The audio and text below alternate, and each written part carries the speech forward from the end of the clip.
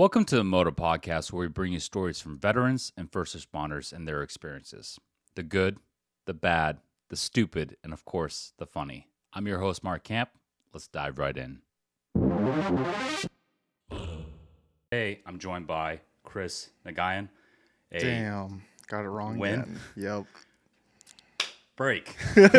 No. I think you should keep that in just because, like, that's funny. Yeah, I know. No, I used to say win. I was like, fuck, it's got to be win. But Yep. Chris Nguyen, a.k.a. how gringos pronounce Nguyen. Yeah, that's true. He is a Marine veteran, and we'll get into everything that's going on with you. But to start off, we actually got in yesterday. Like I told you, did some paddle boarding on Alki. Okay, it's close enough. Whatever. Yeah, whatever it is. Whatever. Second one. And it was a good time. Went out to eat a couple different places. Yeah. Lot to do out here in Seattle. There is.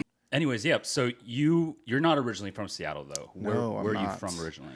So about 3 hours south of here is little like 3 cities called Tri-Cities. Okay. So it's made up of Kennewick, Richland, and Pasco, and I'm from Kennewick. Yeah. How was your early childhood? Were you there the entire time? Entire time up until I joined the Marine Corps, so it wasn't too bad. It's like suburbia. Yeah. Yeah, it's huge community with. It's related to the Hanford Project. Mm-hmm. So if you've heard like the Manhattan Project Yep. from like way back in the 40s, basically Hanford was one of the sites where they built all the materials for the bombs, and so the Tri-Cities kind of became like part of that. Now, I might just be a dumbass asking this, but was there any like fallout with that? Like, because they had to test it, right? Probably. They didn't test it in like the Tri-Cities or anything. Like all that was done in I think New Mexico. Yeah, New Mexico, and But- Nevada maybe too. Yeah, Heard but something like about that. building wise, Yeah. like it was all done there. It's interesting. Yeah, we're probably getting like health repercussions now. Yeah, that's but, what I mainly was asking about. Whatever. Something to add to your VA claim. We're nuclear I don't know. babies. We're fine. Yeah. Funny. So what was your family situation like? Did you have the mother and father in the house? Mother, father, sister. siblings? Yeah, I grew up with I'd say like a normal childhood. We started kind of like in the poor side of things. So I grew up in the projects. There's like gang related shootings right outside of my house when I grew up. So Dang. yeah, it happens. But I went to public school, K through 12. I had the opportunity to do Running Start, which is like a college program for high schoolers. Okay, yeah. So my junior year and my senior year, I was at a college campus and That's trying such to a get smart, my. such a smart program to. I mean, It's I really didn't even know nice. about it. I guess that shows you how Yeah, smart I it's super nice because I mean you're affording low income students the ability to go to college and get at least some college experience. So it's nice. am. So does that knock out your gen ed for associates? And knocked out my you can get an associate's from it. Yep. Yeah, you can knock out your 2 years and get an associate's, which is really, really nice for some kids because they can use that and it, shaves the cost of college when they go off to university. But I didn't do that because I was stupid and lazy, I mean, not completely lazy at the Yeah, end. it happens. It happens, I'm a procrastinator. Yeah.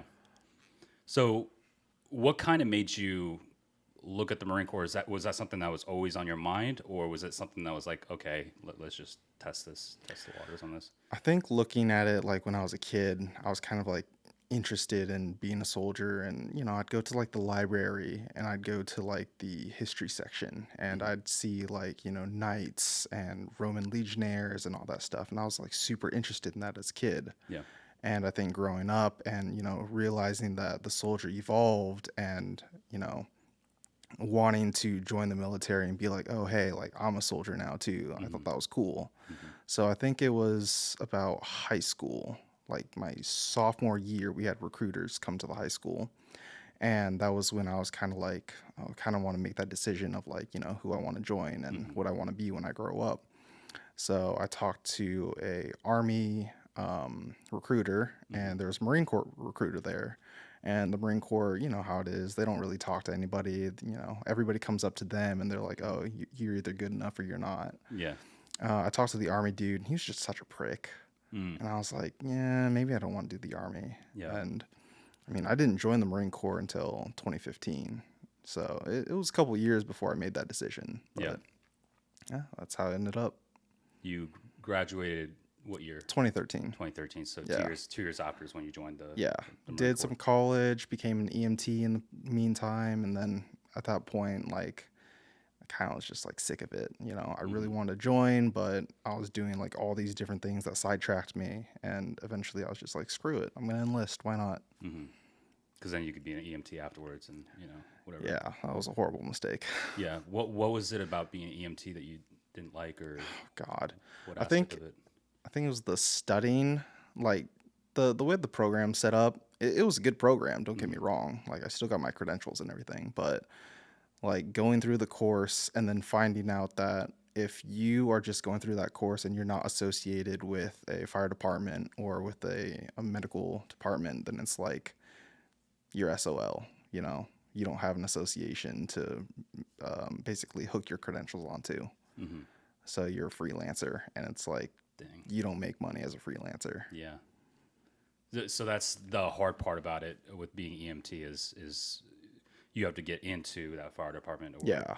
Yeah. And a ambulance lot of those service. guys are already firefighters, and they're Yeah. just taking the EMT course as an additional, as an Yeah. add-on. So it's like, oh, well, now I have to go through the fire academy and all that other stuff. And it's like, this is stupid. Yeah. Like, Just wasn't for you. And where were you doing that at? Was that I was Columbia Basin College. Okay. It was the same place I did my running start. nice? Yeah, that's a great program. The whole I'll just go back to that. Like when I was going through my associate's program, and I would have literally see like these kids, Yeah. I'm like, how old are you? They're like, I'm 16 or 17. Yep. And, they're little whizzes. So that's pretty cool. Yeah. So why the Marine Corps for you? Ooh. I think it goes back to talking to that recruiter. Yeah. It's like, hey, man, the Army kind of seemed a little desperate and they're kind of douchey about it. I don't remember the conversation. It's been so long. But, the Marine Corps, there was an appeal to it. You got the uniforms. Yep. You got the recruiting commercials. Everyone wants to slay the dragon. So Yeah. it was one of those things where it's like, you know what? Maybe I'm up for the challenge. Anybody can call themselves a soldier. Anybody can go into the Army. But having to go through the process of becoming a Marine and all that stuff, and once you get that title, like they tell you, that never changes. Yeah. Once you get like a dishonorable. Yeah. So Once a Marine, always Marine. yep. No, I find that very true. Like when I was a recruiter, like that's the biggest thing I found. Like the impact you are essentially the poster, the PR person Yeah. for the one branch of the military for Yeah. your area. So it's kind of weird, when you come across those stories of that guy was really weird. Yeah. I don't know. I think that's why the Marine Corps is really selective about who they allow to go to recruiting. Because of that reason, they want somewhat good-looking person who Yeah. has that charisma, that confidence, and then go from there. Yeah. Anyways. You definitely don't want like a random dirtbag, especially coming from our unit. It's like if someone doesn't like the Marine Corps, they've put in their time and then they still talk trash about it. It's like, that's not going to look good. No, not at all. So, No, you definitely. I was having a conversation the other day with another gentleman that was on the podcast. You have to love what you're doing. You have to Yeah. love the product that you're selling. And Yeah. For me, when I became a recruiter, I absolutely loved it. That's the reason why I think good at it. I don't know.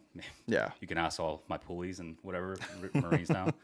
But moving on. So, had you ever left the state? I've prior to traveled going to- like as a kid, you take vacations with your family and all that stuff. So yeah, I took a few vacations. I left the country to go back to my home country, Vietnam. Yep. Been there a couple times, but prior to that, no, I have not like actually lived anywhere else. I went to Eastern Washington University for a year after I graduated high school. And when I was there, I was trying to do the officer selection program. Okay. So I was already like, I wouldn't say embedded with the Marine Corps, but definitely like they had their claws on me back then. And then, once I came back, did my whole EMT program, kind of just hooked me and grabbed me. Yeah. So you were with the officer selections side, you just Yeah. said, and then went to enlisted. That's very interesting. Yeah, I'm talked to the officer selection recruiter, you know, and he was a cool guy. It was a captain and a gunnery sergeant, Yeah. and Oso and Osa. yeah, yeah. And after talking to them, like, didn't realize there was a PFT involved. You know, it was like 3 miles, and I'd barely worked out, so I was just like, oh no, Yeah. like I don't have any, you know, any physical like bone in my body essentially. Like I had barely worked out, and so they had made a referral to me, and they're like, hey, why don't you go work out with the enlisted guys? Smart. Like they have a MEPS or they have that Pulley program. that pulley Yep. program. Like go work with them, you know, get your initial strength and all that stuff. So that's what I did. And I was like the one random guy that would go like from Cheney all the way to Spokane. It was like probably an hour drive just to go work out with these guys 1 day a week. Yeah. And then drive back. But it paid off. It paid off. Yeah. So then it sounds like the enlisted guy stole you from the They did. officer They selection most team. definitely did. Yeah. Yeah. I think the gunnery sergeant was not happy about that. I bet he wasn't. I can already imagine. I've been a part of this conversation before. It gets heated. Yeah. I won't say that the fists are drawn sometimes, but I mean, hey, the enlisted guys love me, so Yeah, they're yeah. like, hey, this is great, you know. We Yeah. got another guy, and you know he's in college, and what's that like tier list that you guys have? It's like tier 1, Yeah. tier 2, tier 3, and then Alpha, Bravo. All that Yeah, stuff. yeah. Yeah, it's So categories. Yeah. I was like, I think that hit like all their wickets. Yeah. And they're just like, oh, good, we got one. Yeah. Like, let's go. So walk me through. You clearly had a pretty high ASVAB. I Or at least your GT and the sub scores are pretty high. think my GT was about like 110-ish, but really? my actual ASVAB was like 60, 70 something, I think. It wasn't the greatest. Yeah, but it's not 31, you know. That's true. I mean, so when you looked at your jobs, what made you kind of go the route of Intel analyst, or did you go in as open contract? I wanted to be a grunt. You I wanted to go in initially as an 0300, and then when I was talking to my recruiter, the staff NCOIC of the station at the time, and then my recruiter, they're both MPs. Okay. And then Military police. and then the other recruiter, he was an infantry guy. And when I told him that, I was like, hey, I want to go infantry. They all looked at me and they're like, don't be stupid. Yeah. Don't be stupid. Yeah. I was like, what do you mean? I was like, no.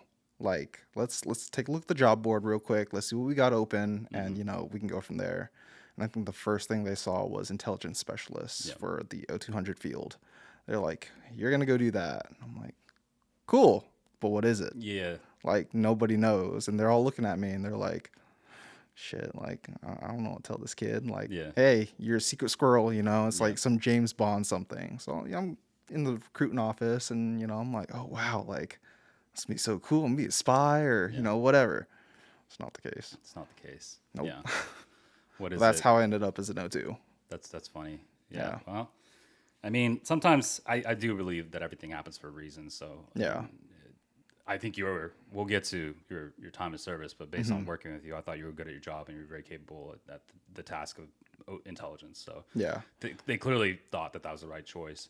I'm glad they I did. probably would have done the same thing if you were one of my pulleys. Would have been like, yeah, let's go outside and do some workouts. Let's see what you can do. Yeah. I used to slay the ever living piss out of the guys that said they Really? were the O3s, MARSOC, Recon, any of that. Yeah. Just to make sure they understood what they're getting themselves into. Like, you don't, the amount of guys that I heard stories, my recruiter fucked me over. Yeah. That really does happen. Like, Yeah. they'll tell you something and then they'll you got to find the guy that's I believe legit. it. I honestly, I believe it, because it's like, how many recruiters can convince people to go in and be culinary specialists, or you know, water That's dogs? a gift. If you can, that's a gift. Yeah. No, I'm joking. Culinary is pretty easy to do. You think? I can. We can offline. We can. Yeah. Talk about it, Yeah. That'd be easy. I think selling open contracts Open even contract harder. is very, very difficult. That person has to like want it. Just want the Yeah. Marine Corps, and that's it. Yeah. But that's funny.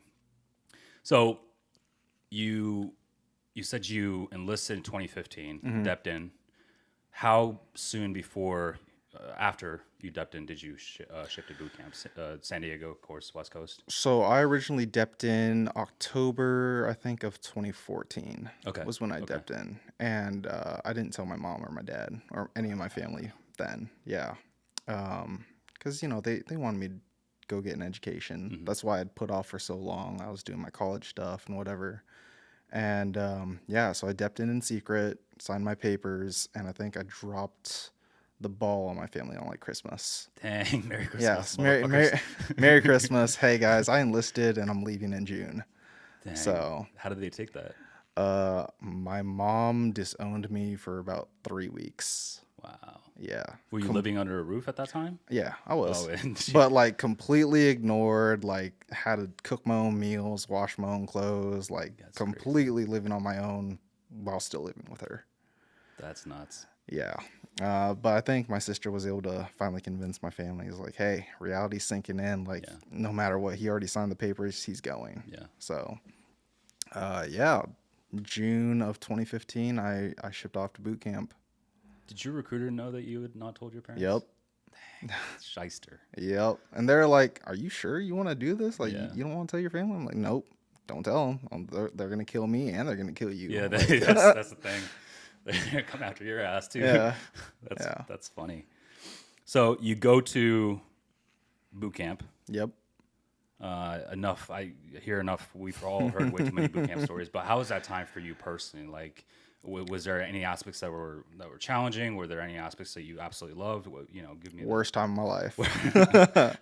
Like, realistically, boot camp's really not that bad. Yeah. Looking back, like that was the easiest part of my career. But literally a few weeks before I'd left, my dad died. Oh fuck. Yeah, he had a heart attack at the work site in April. And so from April up to like mid-May, he was like in the hospital and then died in the hospital, went to cardiac arrest. And my recruiters at the time, they're like, hey, do you want to like push back your leave date? Like, we can ship you off another day. And like, it's totally fine. I'm like, no, send me. Like, I'm ready to do it. Like, plus I kind of want to get out of here. Like, I don't want to stick around. So they shipped me May 31st, showed up to San Diego on the 1st of June. I think like the first month, it was kind of like a pain in my ass because I'm, trying to see how the family's doing back home. I'm trying to survive the first few weeks of boot camp. It's like a shit show. And then I think it was like second phase when I finally had like a little bit of mental breakdown. Like we were cleaning the urinals. And I remember like one of these guys next to me he starts crying because he's like, man, this is the most I've ever done in my life, and my parents can be so proud. I'm like, fuck you, bro. My dad is dead. And so I started breaking down, and they're all like, dude, are you okay? Like, do you want to go talk to senior about Chaps or it? anything, Yeah, and like, are you good? I'm like, I'm fine, guys. Like, I'm gonna be fine. Third phase, like I was, fine again and graduated and best time of my life. Yeah. He says, weird how that shifts. Yeah. First hated it, and then I was like, you graduate and you're super moto, you're like on top of the world. And my family was like super proud and happy. Standing up parade routes in front of everybody. Yeah. Yeah. You get like your little tears or whatever. You get your EGA, I was bawling my eyes out. Yeah. It's natural. I think when you cry there, for you personally, I don't know, I can't speak, but I was just thinking that you're also crying because you just underwent one of the most challenging things, but also with the weight of the pressure from the emotional side. Yeah. Having lost your dad. I mean, that's just the combination of the two can't be overstated. Oh yeah, I think it combines. It's like a huge wave of like relief and like just being proud of yourself for accomplishing what you just went through and all that stuff. Yeah, that's great. Of course you have boot leave. Yep. And then you go to MCT. Yep. So boot leave, that's when I like moved everything from the Tri-Cities to Seattle. Since my sister was already established there, going to school, and my mom didn't want to stay, in the Tri-Cities by herself. So Those 10 days of boot leave, we packed up everything from the house, moved it all up to Seattle. They got settled in, and then, yeah, I went straight to MCT. That's one way to use your time. I mean, Right? you're a good dude. Hey, There's a lot of guys that are partying it up and, yeah, yeah, I ain't got time for that. showing off their uniforms and stuff like that. Yeah. Jeez. I mean, it's their right, but yeah, Yeah. you clearly have that focus and that I think drive. one of the biggest things that I was worried about, like after I graduated, was I didn't want to be seen as a boot straight off the bat. So like, a lot of kids wear their dog tags. I had like already tucked mine into my pocket and everything, and they blousing their jeans and everything, wearing their boots with their jeans or whatever. And I'm like, no, like where my Vans at, Yeah. Like just trying to be normal again. Just try not to be a target is a bigger piece there. That too. I don't know. Everybody has their boot phase. Yeah. I really do think that everybody has their boot phase, and we might look at somebody and be like, stupid boot, but like, Yeah. you were once there. Yeah. Oh, 100%. So it's the backpacks. No matter how man. much you try to hide it, I'm pretty sure somebody else would have been like spotted. It's the backpacks. And plus, honestly, being a boot and like wearing your backpack everywhere, that was one of the nicest things ever. Because you can just pull out whatever you needed and, store whatever you bought and put it in there and just mosey on back to the barracks like nothing ever happened. Yeah, fair enough. How was MCT? I mean, MCT is pretty, you can generally describe it. Marine combat training. Yeah, so you do your 1 month stint there. I think hikes were the hardest for me. I was never much of a hiker, especially in boot camp. Like I was always kind of like in the rear of the pack. And so there was like one point where we were doing that like really, really long stretch to the range. I think it was like what, 15 miler or I something. have no clue. I went SOI, so that's why I was like, it's Yeah. a shortened down version. Yeah, of school it's a infantry. shortened down version, but they like break it up into like 3 different phases, and it's kind of like based off your hikes. So the first hike you start off, it's like a 3 miler, super simple. The second one is like your semi-long one, and I think that's like almost like I want to say either 5 or 10 miler, and that's you going to the range, and then the big one is coming back from the range. That one's a fucking ass kicker. But yeah, it was an experience. You got to shoot machine guns, you got to throw grenades, shoot the 203. That was fun. Yeah. Yeah. Just a normal day and the average 03. Yeah. No. Yeah. I had my instructor was a corporal at the time, and I had like 2 sergeants. Nice. So I didn't know what that dude did. Like I don't know if he was just billeted and as a corporal, or maybe he got demoted because he did something stupid. I could see that happening. Could be the case. How hard was he working is a question. He was a really good guy. Yeah. He was honestly one of the best instructors there. It's cool. Maybe that's why he's there. I guess so. He has the knowledge. He has the passion for it. Yeah. So you get your orders. First of all, did you know where you were going? Did you have a selection process? Because I've heard that in different places, like different MOSs, the better you do. Sorry, then you go to Intel school. My bad. Talk to me about that. How was Intel school? I don't know. It's so funny. So in boot camp, they bring all the O2s in, right? Because you have to do like your security interview. Yep. And they split you up into 2 groups. And literally there's a monitor right there and then. And he's standing there and he's like, all right. He's naming off guys. And he's like, you 5 on the left and then you 6 or 7 on the right. He's like, you guys are going to be intel specialists. You guys are going geospatial intelligence. And it's Really? like, yeah. It's just And then, that? yeah, it's just that. And then they give you kind of like a general gist of like a job description of what it's going to be. And when I was initially selected as a geospatial intelligence analyst. I want to know what that is. Maps. Oh, okay. Yeah. Okay. Basically, like you make Just maps. MGRS, Basically, you work for the geospatial agency or whatever it is. Okay. NGA, I think.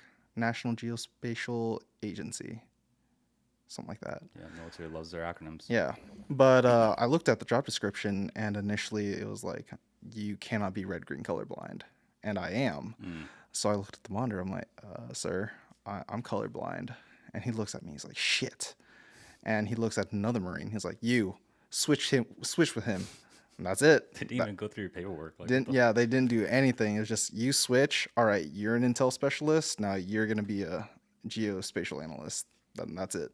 That was my selection process. Super sick. Yep. Sick. So where's you go to Intel school? Intel school. Yep. So after graduating MCT, you get your orders again, Mm-hmm. and you basically line up on the buses. You kind of meet the guys that are going to be Intel guys, Mm-hmm. and so you get into a group with them. And next stop was Dam Neck, Virginia. How Yep. far is that from Norfolk or Quantico? From Quantico, it's a ways. I think Norfolk is a lot closer, but Okay. even then, driving is about 40 to 50 Okay. minutes on the Virginia Just curious. interstate. Yeah. Yeah. We were closer to NAS Oceana. Okay. That was like, we were an annex of that. Nice.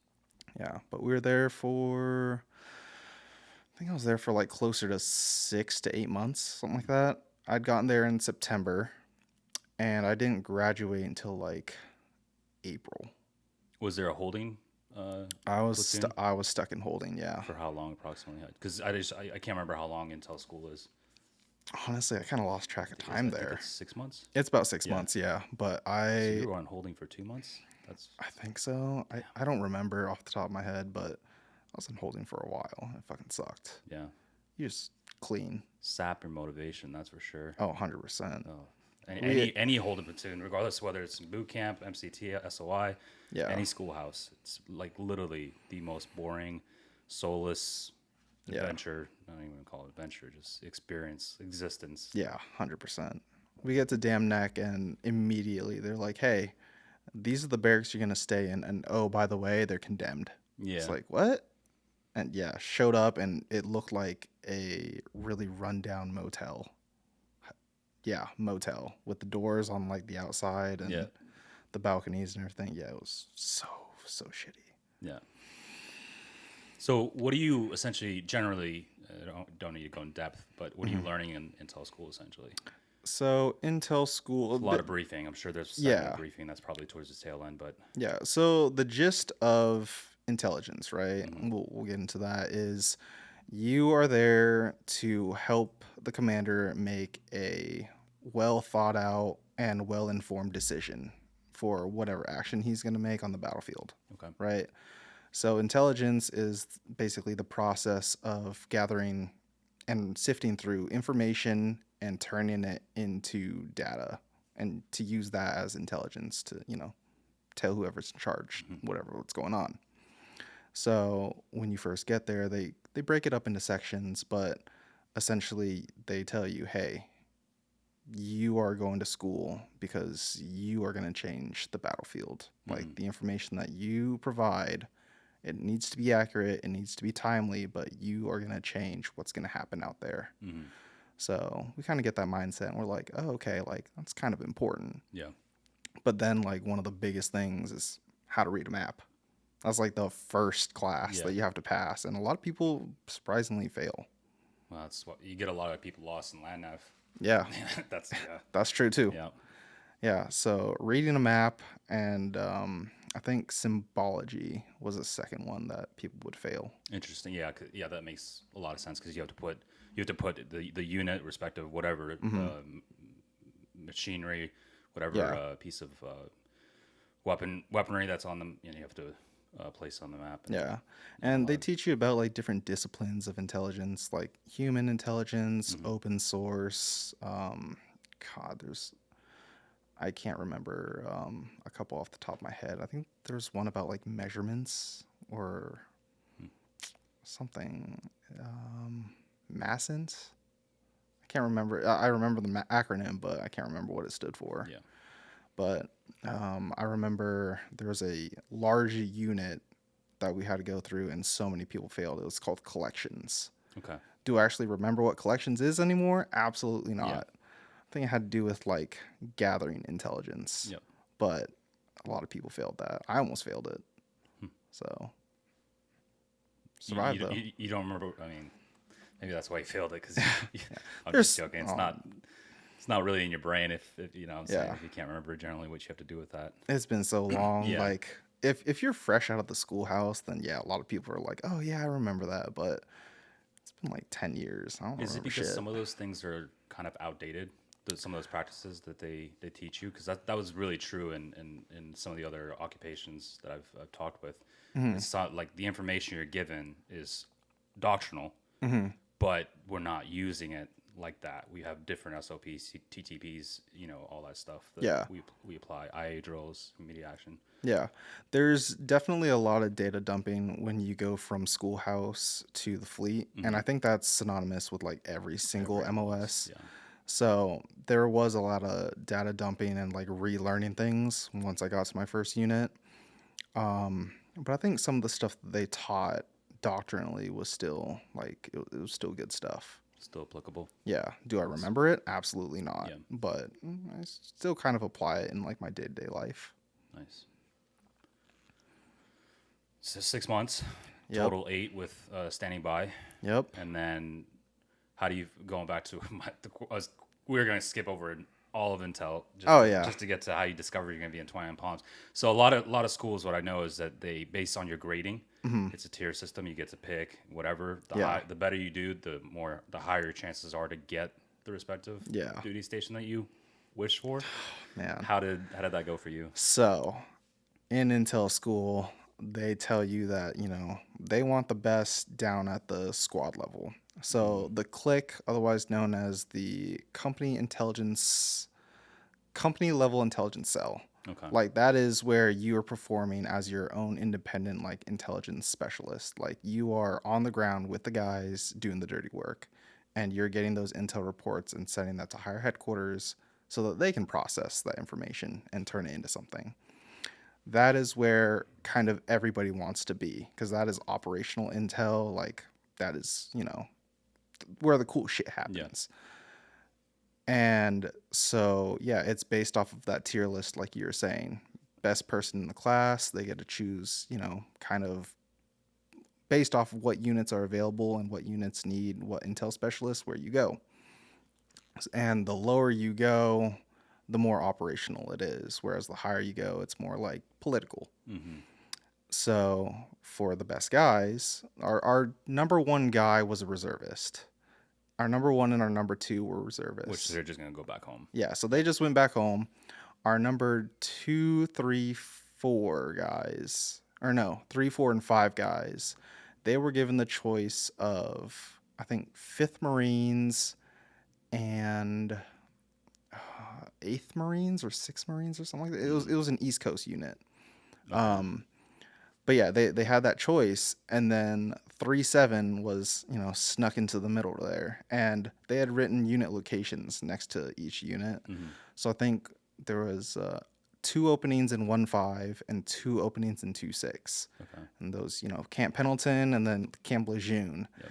And then good old 3-7 and 29 Palms. And everyone's kind of staring at that one. They're like, oh, fuck, like, that sucks. Someone's getting it. Because you're just hearing all the horror stories. Yep. Yeah. And, by the time you get to the schoolhouse, honestly, I think by the time you leave boot camp, everybody knows about 29 Palms. Yeah. No one wants to go there.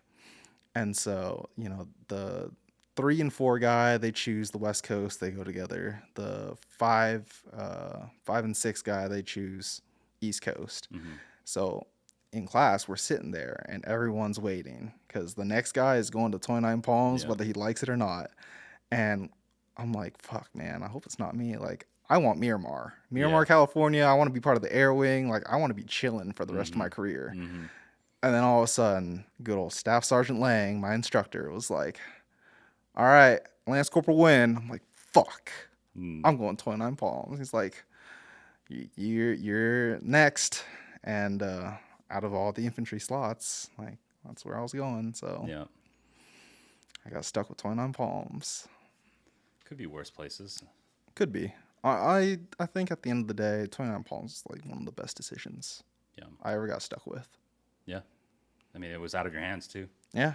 I really do. I really do believe that. I tell that to everybody that, had us pulleys, and just let the Marine Corps decide sometimes. Because if it's great, you can blame the Marine Corps. If it's bad, you can blame the Marine Corps. Absolutely. When it's out of your hands, it's just much easier, I think. Yeah. And I had met like 2 other Marines that were going to the same unit. I don't know if you remember Yarbercook. Name sounds familiar. Yeah. He was going to 29 Palms to 37, and then Matthew Robinson, my best friend Oh now. yeah, Rob Yeah, Robinson. Yep. yeah, he was going to 37. I remember I'd said explicitly to him like, "Oh, you're going to 37. I'm gonna haze the dog shit out of you." Mm. It was the dumbest fucking thing I ever said as a boot. Stupidest thing. Mm-hmm. And I'm sure he remembers it if he ever watched this. Yeah. But he's gonna laugh at that section and be like, "Yeah, you're fucking stupid." Shut the fuck up. Yeah, like little pussy. Yeah. That's funny. So you get to 2.9. Gets a You 2.9. expect at least 29 palm trees. That's what I was thinking. When I was driving in, I was like, at least, we're getting closer. We're Yeah. driving through Palm Springs, Yucca Valley, Palm Springs, and J Tree. And I'm like, well, at least there should be 29 palm trees. Yeah. I Did you ever count how landed. many?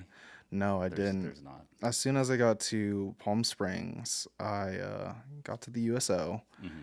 and then I was picked up by a corporal and a lance corporal from the intel shop. Mm-hmm. So, and I don't know if you remember him, Miranda Perez. Perez, yeah. Yeah, so he picked me up alongside, at the time, Lance Corporal Masters. Oh, Masters, yep. Yeah. Masters, good. Fucking love Masters. Good dude, Josh Masters. You know, he's a gunnery sergeant now. Oh, is he really? Yeah, he's a gunnery sergeant, and he's attached to MARSOC. That's sick. He's got to be skating. He's gotta be chilling. Yeah. He's That's chilling. a- He's that's a having a very great nice job. time right now. It's a Yeah, very nice job. yeah, Being with Marsoc is chill as fuck. right. It's crazy. I never thought in a million years I'd seen him in MARSOC, but there I he never is. thought in a million years I'd see him as a gunnery sergeant. That too. That's a little crazier. That too. I could see him with Marsoc. He's pretty laid low, Yeah. but loves the craft. Loves. Oh yeah. Loves that He job. is good at what he does, and I'm sure he's very happy with the situation happening, globally right now. Yeah. Like, Intel right now for him is fucking magical. Yeah. Blowing up, Oh yeah. Oh yeah. literally and figuratively. I'm joking. So okay, yes, you get picked up from the airport. Yeah. and Picked up driving by through. those two, driving me back, and I'm just looking, and I realize that it's a desert wasteland. Mm-hmm. There's nothing here. And I'm like, every single, town that we go through, we're going through Morongo, we're going through Yucca, and I'm like, are we there yet? And they're Yeah. like, nope, not there yet. Finally get to 29 Palms, and we take that turn onto Adobe. They're like, all right, the base is right in front of us. And I'm looking at it. I'm just like, what the fuck is that? Yeah. It's not a base. It's not like, a base. what the fuck? Yeah. Get to the barracks, and they put us in 1423. I can't remember the numbers to me. What It was the shitty barracks, Yep. the one with the catwalk. Yeah. I don't know if you remember those or not. It was like busted. Well, I as remember all the hell. levels. Yeah. So I don't. Was it the first ones? I Second ones? I was on the third floor, but like it was the ones that kind of looked like a motel with the catwalks on the outside. Yeah, there's quite a few of them though. Like you always got dust coming in. Oh yeah. Yeah. There's one. It just shitty. It was those shitty buildings. It wasn't like the ones behind where it's like the H ones. Mm-hmm. Okay, now I know. What The you mean. really, really nice Yep, ones. yep.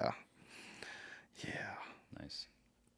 So I got stuck with Cook as my roommate for about a year or so. Okay. Wasn't too bad. Got 29 Palms, immediately got boot checked. There's God, I can't remember his name. There's a sergeant from S3. He's a big guy. And like, I think he was getting out at the time. But like I was walking past him, didn't give him the proper greeting of the day. Wasn't even paying attention. Just immediately boot checks me, almost sends me on my ass. He's Dang. like, "Who the fuck you're walking by?" And I'm like, Yeah. "No, my bad, Sergeant. Good morning. Good morning, Sergeant."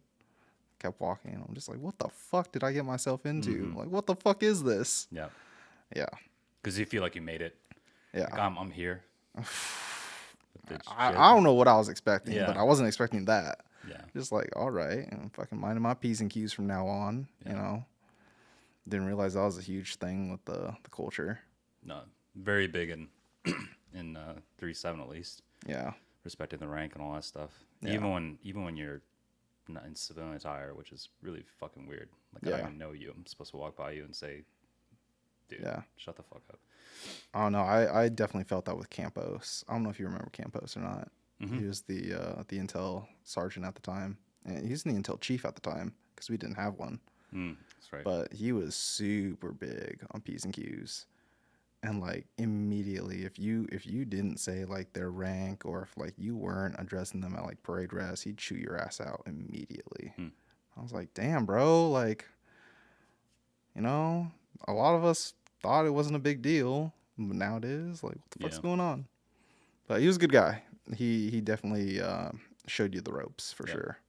Customs and courtesies are pretty important. I mean, especially in garrison and all that. Yeah, especially working in a battalion building. Yeah. Oh yeah, 100%. Any type of HQ, any type of headquarters building you have. Yeah. Whether it's regiment, battalion, company. Yeah. Company's a lot chiller. Company's way chill. Say that, but anytime you go in a battalion, you're just like, fuck. I hope I don't come across our major. Fuck. Yeah.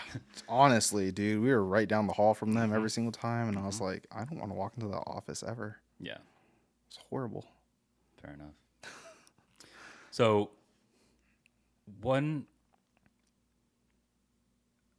how long? It's not that long of a process for you guys to check in and all that stuff, because my check-in was about like a week and a half, I think. Yes, that's the normal check-in for like any S shop or any grunt or anything. But you grab your stuff, and then I think immediately we went out to the field. Like we were getting ready for a field op, or they just come back from one. But I remember after check-in, like we went out and did McCree or something like that. Yep. Just straight into it. I was like, all right, this is my life from now on. Yep. And then they told us like later on, because let's see, I'd gotten there in April, and then we deployed that year in like October. Okay. And that was when we went on 17.1. I think that was our deployment. Yeah, that would have been my last. Yeah. Yeah. It was your my last. last with the 3.7. So yeah. I have to put all this stuff together. Yeah. And you're just because you talk with different people, and they're different segments of your life. Yeah. Like I just spoke with a gentleman that was like, his last deployment was my first, and so it's it's like a mind. Yeah, matching up timelines and everything. Oh, it's crazy. Yeah, good old Matrix. Try and get out of it, Yeah, but I think we were doing McCree, and then we did ITX, and then just next thing you know, we're on a plane and on our first deployment. Yeah, that's a pretty fast turnover for you guys. It was. I was not expecting that. That's very little acclimatizing. What the fuck am I saying? Acclimatizing. Acclimatizing. There we go. Yeah. I mean, that's very few. Yeah. It's a couple months. Yeah. And then you go on leave. Yeah, you go on your like week or 2 week leave right before deployment, and then boom, you're there. Okay. You're over there for 6 months, and then I got attached to you guys for Sec 4 for. Let's take a break. Sure. So, welcome to the Moto podcast, where we bring you stories from veterans and first responders and their experiences. Have the very short, the bad, amount of time, the stupid, and of course the funny. I'm your host, Martin Camp. Readiness Let's dive right in. Whatever evaluation. Then you do ITX, integrated training exercise, and then you find out you're getting deployed. Yeah. So this is your first deployment. This would have been my third. Talk to me about. You said you had left and gone home to Vietnam, or like way back when. Families, yeah. But you'd never been like Middle East or anything of that nature. Nope. At that point, the most that I'd traveled internationally was just like San Francisco to Taipei to Vietnam, and then same way back. So I had only been to a country for maybe like 2-3 weeks at a time, and it was vacation. You know, it was hot and humid, but it was vacation. Yeah. And I wasn't there for the purpose of participating in combat operations. Yeah. Talk to me about your mindset. Was there anything? So for me, I felt like this kind of gets dark because infantrymen, you have to accept. I brought this up a couple times in the podcast, but no other profession outside of the military, and maybe I can't think of too many others, where at 18, 19, 20, you're signing a will. You're signing and you're thinking about the thought process of dying. Like there's a Yeah. mindset that goes with it, and acceptance that happens. Talk to me about that and the mindset that you maybe had to change or maybe had to go into, or what were your thoughts about that? I think it's kind of like something that they kind of like forge into you when Mm-hmm. like you're brand new in recruit training. Because initially, like I probably would have thought like the thought of dying was kind of terrifying or something of the sort. But Mm-hmm. I think I kind of accepted it once they kind of it's something that you're supposed to be used to, Yeah. which I think they train you to like be desensitized to that. So by the time like I'm hitting the fleet and I'm getting ready to deploy, like I'm not scared of, possibly dying or having to sign a will or anything like that. Like at this point I'm kind of excited to Yeah. go. And maybe it's just like it's dependent on the person, but for me I was like, "Oh man, like, I grew up in the GWA era where I saw, the heavy battles as a kid. Mm-hmm. So I'm thinking like, oh, I'm gonna get mine, And I feel like that's every infantry mindset as well. Is like, oh yeah, like I'm gonna fucking go there and I'm gonna light some bitches up, Mm-hmm. So for us, it was kind of like, all right, like we're going to war. Like this is what we signed up to do. This is exactly what we wanted, and now we get to do it. Yeah. So maybe that was my mindset at least. Is like, hey, I'm finally getting to deploy, and I'm doing what I wanted to do from the start. Okay. What was so you have a interesting advantage? I kind of want to call it being anywhere within headquarters. You get the most amount of information firsthand. Infantry, we're at the bottom. We're bottom of the total pole. It goes through chain on chain on chain command, Yeah. all the way down. Shit rolls downhill. Yeah. That whole thought Absolutely. process. But you're getting firsthand intel about the operation, what you're doing, what is the purpose of it, at a battalion level, and then you're breaking it down, of course, subordinate units, and then feeding that information up Right. accordingly. But talk to me about that. Your understanding of your first deployment. What was the mission statement? And you don't have to remember it. Like, give me the exact thing, but generally what you were told as far as being intel analyst. I mean, I think it's almost like the same. Like, as a junior Marine, you don't really get told much. Yeah. Whatever your NCOs, whatever your officers pass down to you, like, that is exactly what you're getting told. So, I guess there was an advantage working a battalion because you're right next to ops, Yep. and ops plans everything. So, I had more of I had the TEEP. It was like the training, exercise, and whatever else plan. Yep. And so I was able to reference that and, see like, oh, this is the training that we're doing from this day to this day. And then, oh, we're deploying from this month to this month, and anything in between, like it was kind of like a blur. But for the most part, like I kind of understood what was going on. Yeah. So for me, it was like, oh, okay, like this is some decent knowledge. And I thought everybody had that knowledge as well. I guess not. But Just on a side note, it wasn't Yeah. until I was in S3 for my Yeah. last 6 months in 3rd Battalion South Marines Yeah. that I realized, why isn't this information passed down to like the Yeah. sergeant or the corporal? It is because it changes so frequently, but Yeah. there's a privileged information set within the Yeah. headquarters that isn't sent out. Yeah, I guess Yeah. not, because we had that teep up for months. Yeah. So like we knew, and like obviously, week by week basis, maybe some things would change. Like, oh, the range isn't available that day, so we're gonna end up going there like 2 days from now or whatever. But I would know, and it'd be kind of like I thought this is what everybody knew. So I didn't realize people were scrambling like last minute to get their bags packed and go out to the field or whatever. Fair enough. So your first deployment, where did you end up going? Good old Al Jaber Air Force Base in the middle of Kuwait. Yeah. How Yep. was that? It's not bad. I mean, it had all the amenities that you could ever want. Had 2 gyms. It's an Air Force base. It was an Air Force base. 24-hour So, chow hall. yep, Air The Force panini grill, do you DFAC. remember the panini grill? So good, Muy bien. so good. The best paninis I've ever made. I in my miss the entire life. paninis. I Yeah. miss the omelet station. Like, honestly, that was a vacation. You can't even call that a deployment. I mean, people do. Technically, it's a combat deployment, but Yeah. it was nice. Yeah. So, what were you doing exactly? during that So deployment? What was your task on? my role was I was a intelligence specialist with Hmm. my with battalion Yep. for 3rd Battalion South Marines. So our role was almost like glorified newscasting. Hmm. Like the funny thing was the battalion commander, we were, basically directly under him, under our intelligence Hmm. officer. And he kind of knew like 90% of things that were happening already. So all the briefs that we did like weekly briefs. We did Yep. 2 briefs every week. Sometimes we do like special briefs if, something was popping off and we needed to let the commander know.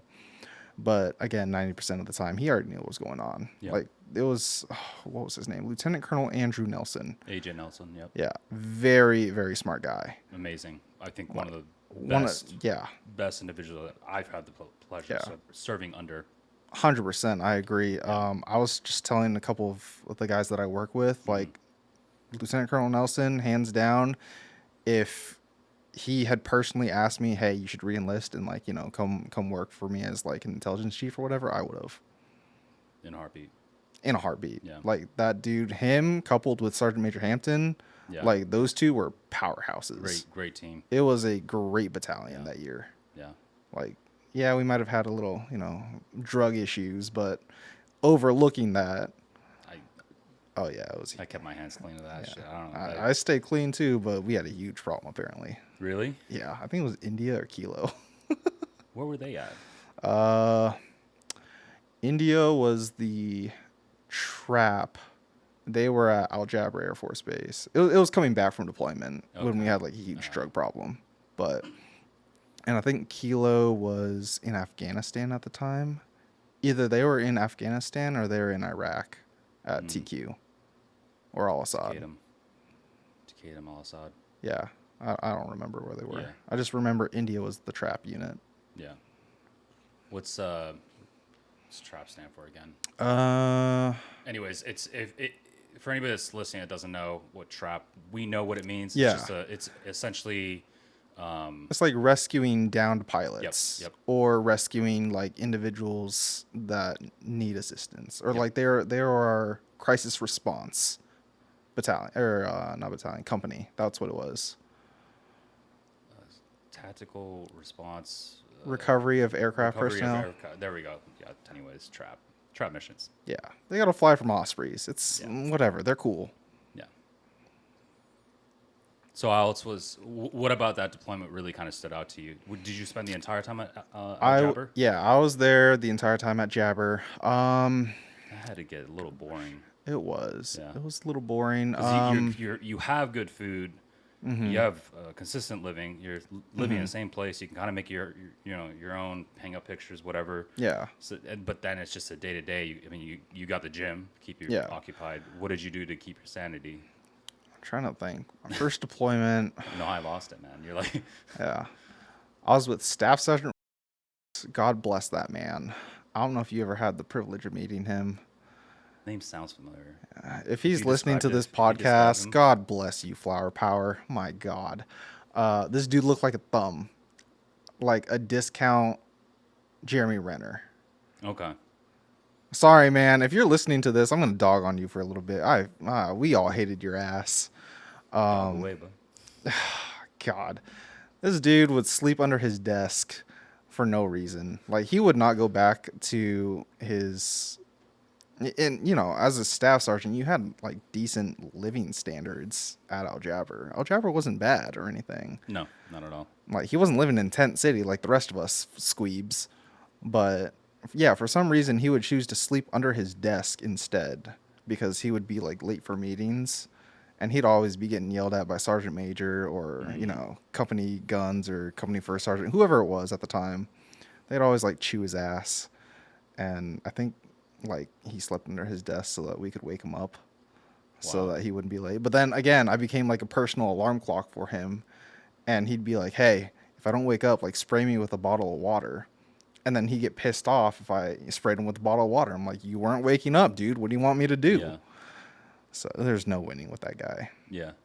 He was S2? He is the intel chief. He was the brand new intel I chief do remember him now. that just came in because Campos he went to Iraq to work at the Baghdad embassy compound, Mm, and he was the senior intelligence specialist there. yeah. Camp House is good people. I do Yeah, remember that. Because it's my name, Camp, and then House. Campos, Campos. Campos, like Campos? yeah, Campos, POS. Campos. Oh, which one am I thinking of? Oh, that was he was You're, data. yeah, Camp House was yeah, data. yeah, yeah. Okay, there we Camp go. House. You're thinking of Camp data. House. Yeah, I think I had good relations with Camp House. yeah. He was a good guy. Yeah, He, finally leveled up and got his smoothie bar in Baghdad, so he was enjoying that. just chilling. Yeah. So, Jim. Gym, chow hall. That was about it. And eventually, they needed bodies for security forces Okay. because I think at the time, the Battle of Mosul was kicking off. So they had pulled you guys, mortars. Yep. 15 individuals Yeah, they for had that. pulled Yep. those guys off of security forces for the base to go run IDF with MARSOC Yeah. or whoever you guys were attached to. Yeah. SOTOF North, Special Operations Task Force North. And that was with MARSOC and the SEALs and the entire group there. Yeah. So when they pulled you guys, they basically called out to headquarters and they're like, "Hey, we need bodies." Yep. And between me and another guy, Joe, like we pulled straws and they're like, "Hey, you're going to security forces." So I spent the next I think it was like the last half of the deployment on security forces, getting to know like the Air Force guys and a couple other grunts from whatever company, Yep. weapons. Bastard. Yeah. Bastards of the Blade. I literally called them that. Yeah. Yeah. Because they were. It's just like, It was a good group. I enjoyed it. I remember, we would ride around. I got to ride around with the Air Force guys. Like, I don't know how I swung it, but I was lucky enough to drive around with the patrols yeah. instead of Yeah. standing post. Yep. So that was nice. That's chill as fuck. Yeah. What was I have my own experiences working with the Air Force, but what was your time with them? Clearly, Oh, it sounded like it was pretty. Yeah, Pretty I had a great time. All the Air Force guys that I worked with, like not just security forces, but the operation guys, like even the Chow Hall people and like their force protection, like they're all super chill. Yeah. Like I remember having a good time with them. I don't think there was anybody that had any issues with. Like I know you guys had issues with some of those guys because they're too lackadaisical or whatever, and some of them were like maybe just too hard headed. But Yeah. Well, it's what it really comes down to is it's a different mindset in training. Mm-hmm. Like they're used to guarding air bases, which makes sense. yeah, But like my last two or my first deployment was in Afghanistan. When you stand post, your base is your home. Yeah. And if somebody happens to wander in, like there was literally a story about this. I remember one of my seniors telling me that there was a story of a guy that fell asleep on post, and the guy went in. I don't know if this was at a PB patrol base or it was a very small patrol base, and he got in, like I don't know, it was during the night. It was pretty. Anyways, there's a legitimate reason why you're standing there, Right. And some of those guys just like, oh well, I don't need my hard hat. I don't need my. No, Yeah. it's okay. I don't need my weapon system with me when the car is coming up. I'm like, dude, it's literally going 25 miles per hour. It's supposed to be going 10. yeah, Like, I don't know. It's different tweaks. When you're the Yeah. watch chief and stuff like that, you have to pay attention more on the things. I definitely remember standing in the front gate of Al Jaber. Yeah, and ECP. yeah, with the Kuwaitis, and honestly, that was one of the worst times ever, because Yeah. those guys are just fucking something else. Yeah, they're characters. Like, I'm pretty sure at one point they told us, I don't remember who told us, but the story was circulating that like the Kuwaitis didn't have firing pins in their AKs because even their base commander couldn't trust them with a gun. Yeah. And I wouldn't be I surprised would because not be those guys were twirling those things around like batons. I remember one of our machine gunners, and you probably remember, got into like almost like a fight with the Kuwaitis. Yeah. Because I think he was like pointing his gun around and like twirling it and like pointed it at our machine gunner. Yep. And I'm pretty sure our guy responded by like, racking his shit and was like ready to gun him down. Yeah, yeah. The memory I have was, I don't remember if it was Ott. Anyways, but Yeah.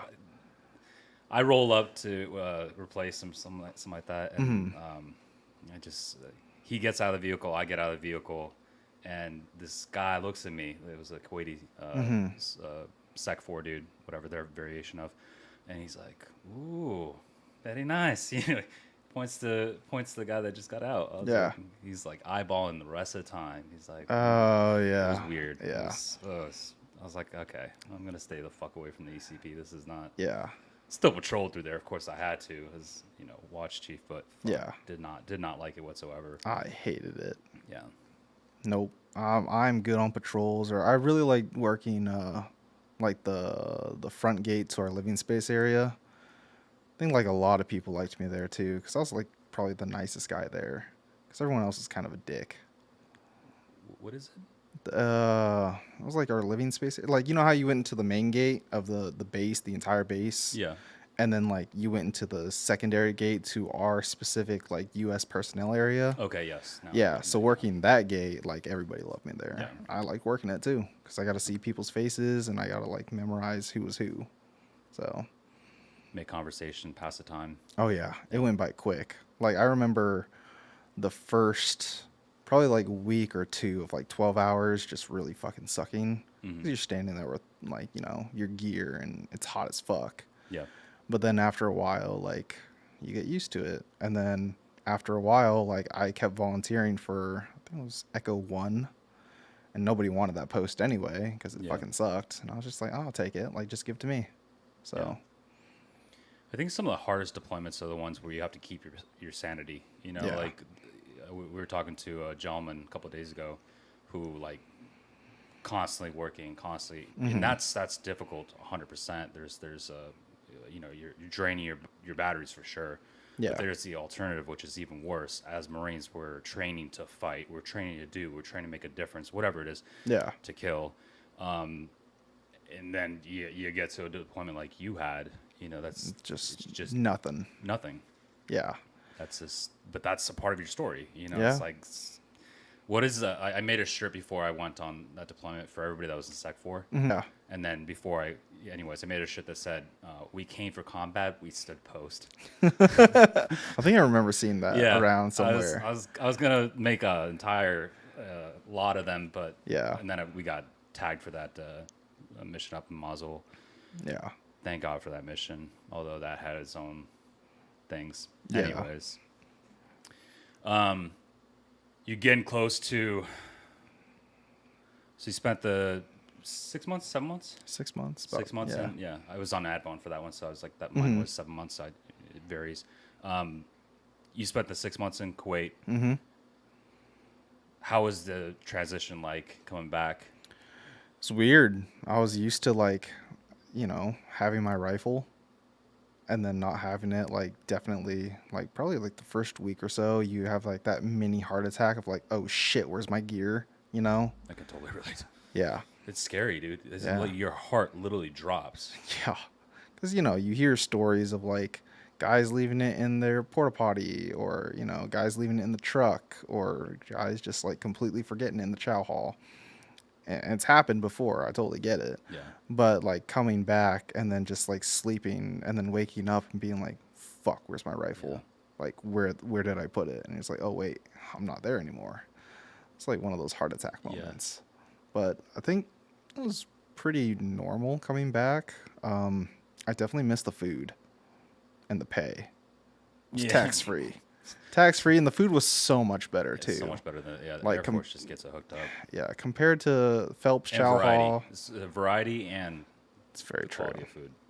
That is very true. Yeah. Going to Phelps Chow Hall and getting like that disappointing cheeseburger compared to like, whatever the Air Force Chow Hall was serving that day, I was like, steak, yeah. shrimp. Yeah. How the fuck did you get shrimp here? Like, honestly, sometimes I think about that too, and I'm like, was that seafood even safe to eat? I don't know. Because I didn't ask questions. I just saw somebody taking like yeah. If we have food poisoning, we'll both be there. Right. But for the most part, it wasn't bad. I think the big one was like getting back into like your customs and courtesies and like your haircuts. I remember the first formation we had back, Sergeant Campos was chewing my ass out because I didn't have a fresh haircut. Mm. And I was like, well, I was gonna go get one after formation. He's like, no, you're supposed to have one like before we had formation. Like, Yeah. what are you doing? Like, did you fucking all of a sudden forget you're a Marine?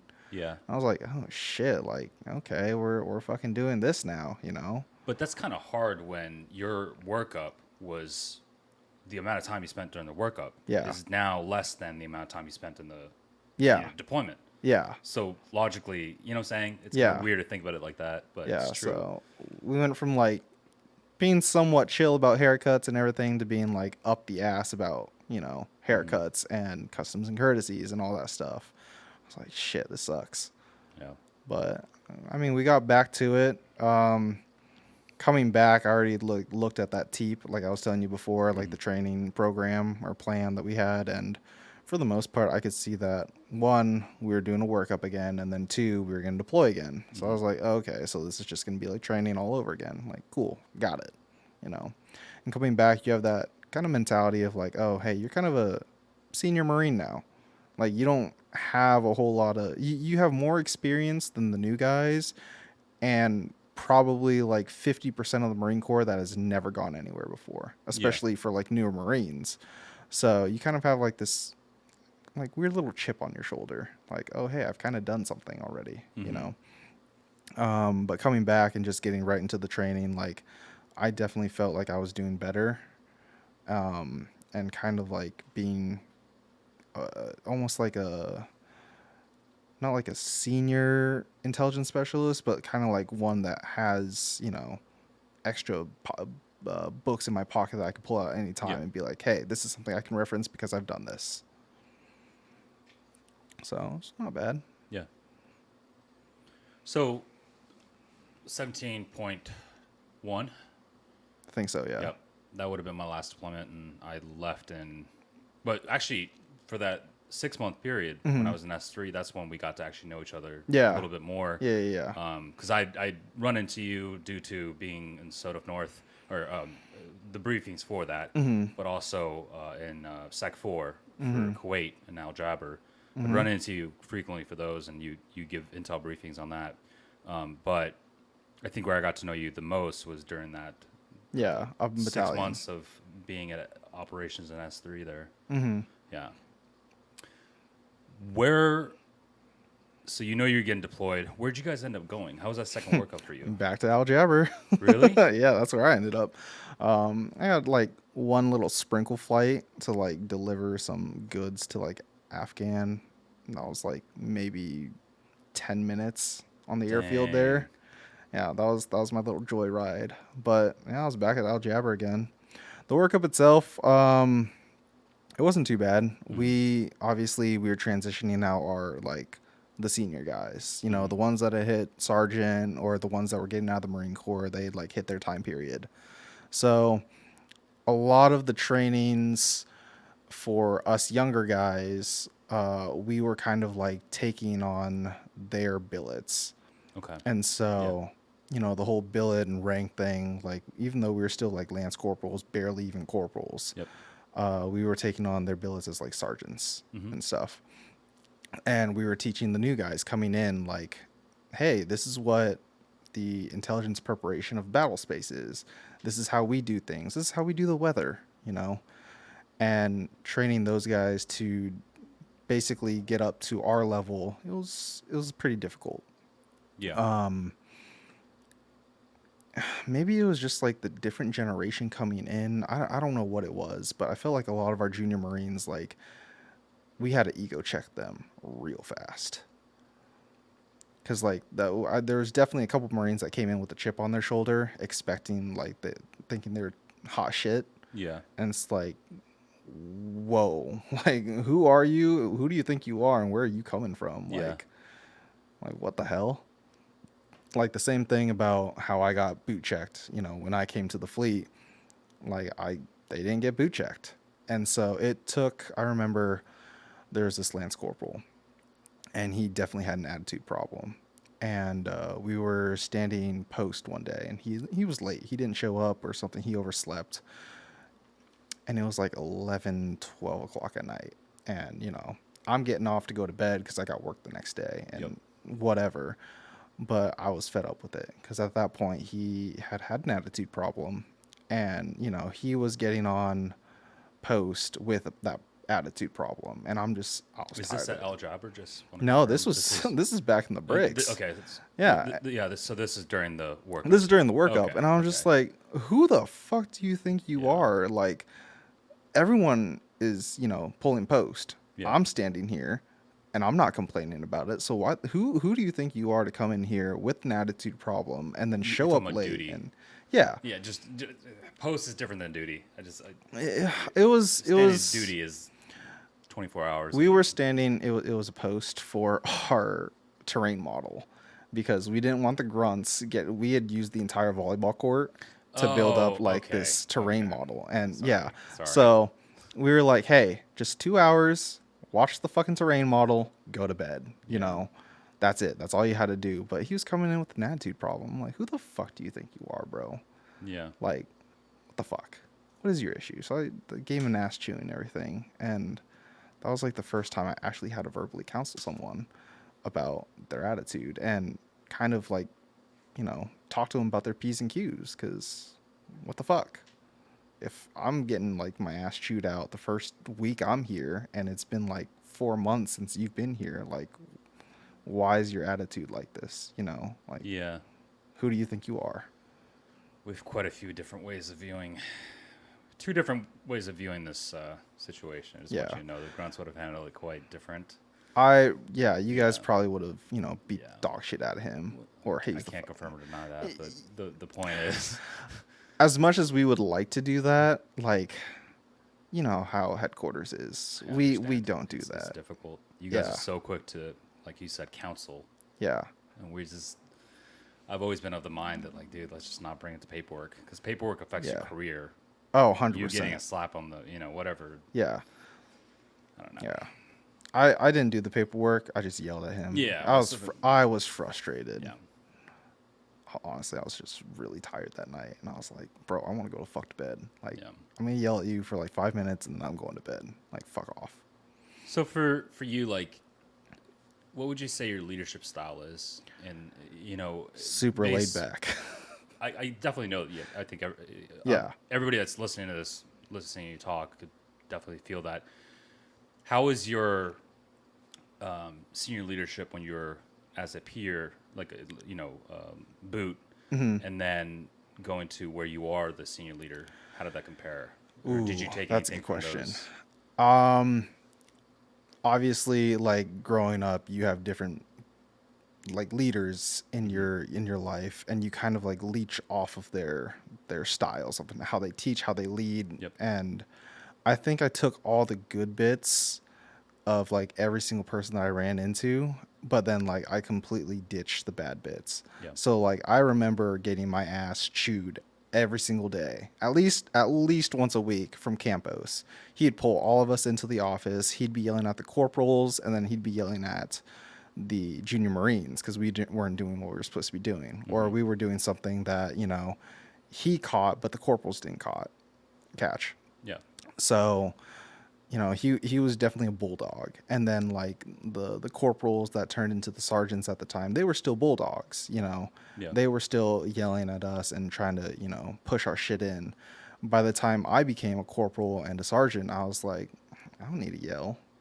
Like, I'm tired of getting yelled at. I don't want to do the yelling. Like, I know it's a shitty feeling. Yeah. So I would like, if I had the chance to, I would just pull people in and be like, hey, this is the expectation. Like, this is the shit that we got to do. I'm gonna be cool about it, but I need you to step it up and, actually get shit done. Mm-hmm. Because if you don't do this, then now we have a huge problem. Now I got to pick up the slack, Yeah. and that shouldn't be my job. That should be your job. So that was kind of like my leadership style. And then like once I became like an actual sergeant and an intelligence chief, like that didn't really stray much from Yeah. who I was.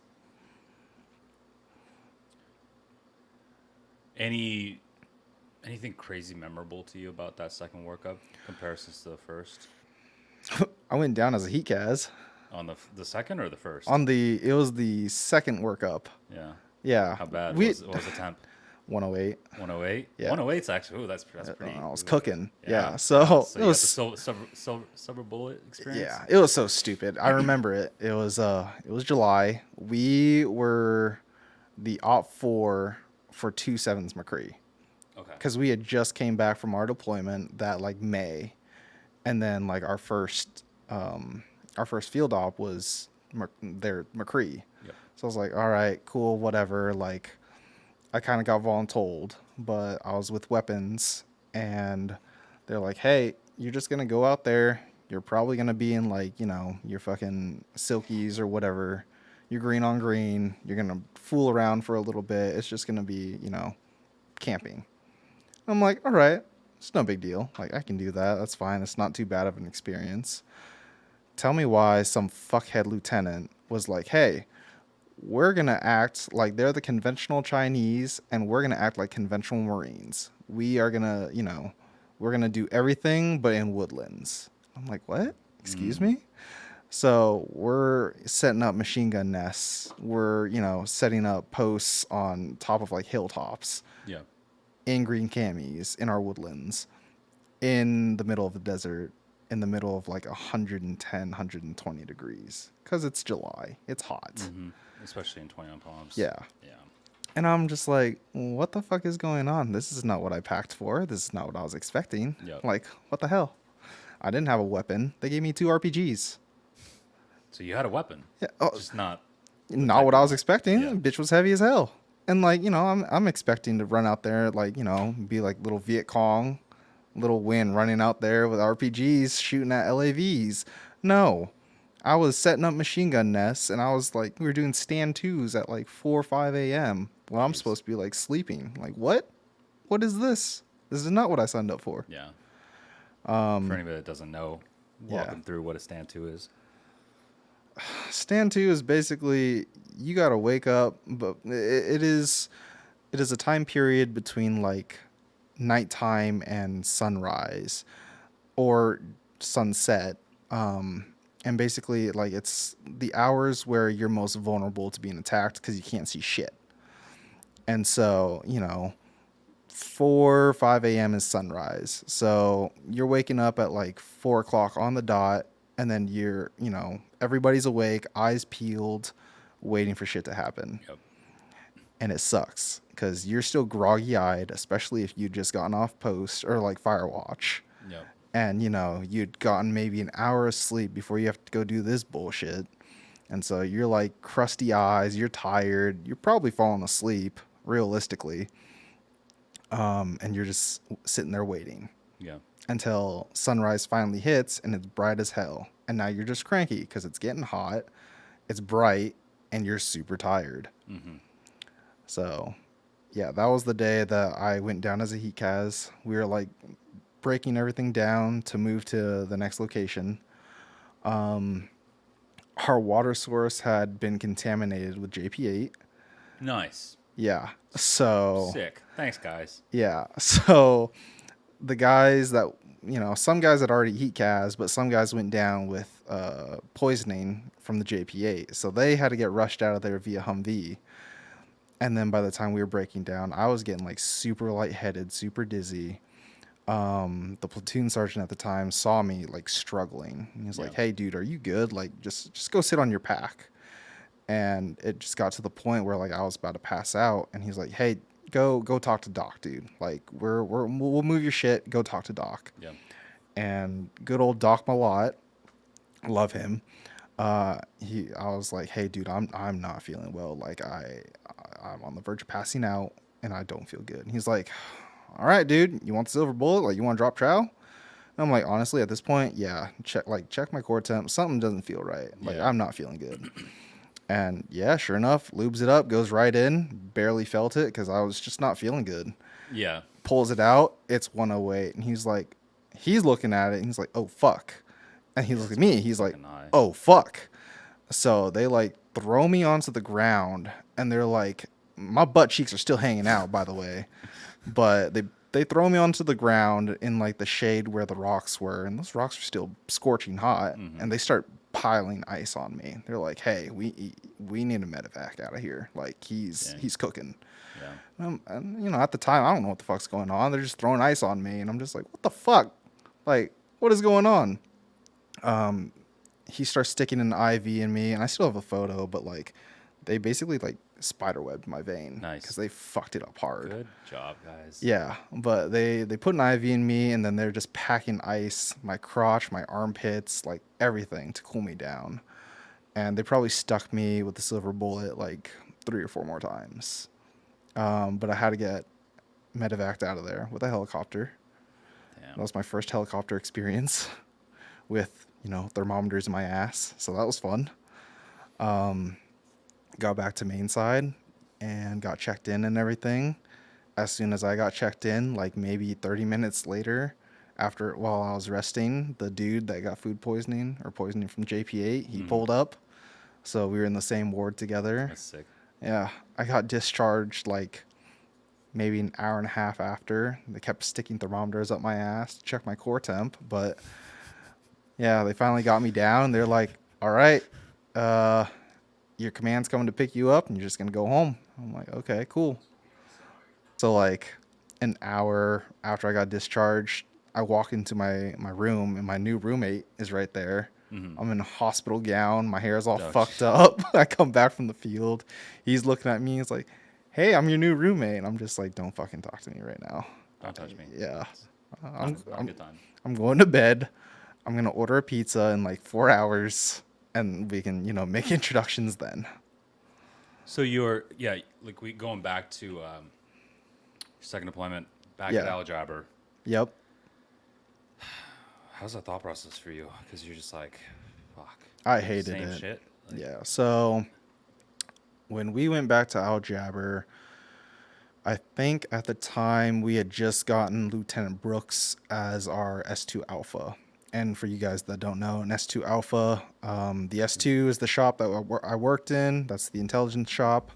And then the 2 Alpha, he's basically the assistant officer in charge. Like, he's the secondary guy. We had just gotten our 2 Alpha, Lieutenant Brooks. He came up from snipers. Yep. I And remember. That guy was really good. by the books. Very much so. Very straightforward Was he the by one the from books. Harvard? Yes. Yeah. He's a smart guy. Very intelligent. Crazy smart. I don't think Harvard had anything to do with that. I really don't. I don't that think guy so. Just was very curious and very new as shit. On Good the dude. spectrum, possibly. Possibly. I love Dude. him nowadays. Yeah. By the way, Jay, if you ever listen to this, I still need to come visit you. There you go. Yeah, this dude was awesome, but very, very much so by the books. Yeah. And he had just fired Staff Sergeant as the intelligence chief. Staff Sergeant ended up as the family readiness officer. Yeah. Or the family readiness pro. guy. Yeah. Bro. Yeah. Yeah, he got bumped down to that, and it That's was funny. hilarious. I was still there for that then. Yeah, because Yeah. Masters was now the intel chief. Yep. That was something. It was a very skeleton crew ghetto deployment. Because I don't know if you remembered, but we had just gotten a new battalion commander. Yep. Good old Honcho, Steve. What was Ford, I it? thought. Yeah. His did you know his middle name was Honcho, or his nickname? Sean. No, he gave it to himself. I don't know who came up with it, but he would refer to himself as Honcho sometimes. It was weird as hell. I don't know. It was in his emails too. He signed the Steve Honcho. Fuck that guy. Okay. Anyway, good old Lieutenant Colonel decided to deploy with like 2/3 of the battalion. He wanted to make a name for himself. So, in his grand scheme of thinking, he deployed with less personnel that we already had. So we had a skeleton crew, and we left guys in the RBE behind. What the fuck? Yep. Do you think that was just something we're trying to downsize? Nope, in not at respective all. Areas? No, not at all. He wanted to do something, so he decided to deploy with like 2/3 of a battalion to prove that he could do more with less. What? I don't know what the fuck he What was the thinking, like? but it was stupid. So we had a skeleton crew out in Al Jabber, and we had all of our intel guys were spread out, and that was when Syria was kicking off. Yeah, I do remember this. So we had guys over in Syria, we had guys in Iraq, TQ, and Al Assad still. But that second deployment, we were doing a lot of intel because at that point there was a lot going on, and at that point, because I was a corporal, I was one of like the shift leads for nights and days. Basically, I was splitting my time between the two. But we were in charge with collecting a lot of intel reports, sifting through it, and then being able to turn that into briefs for day shift. And I think at that point we were working on, I think we pushed out close to 50 products that deployment, maybe more, maybe less. I don't know.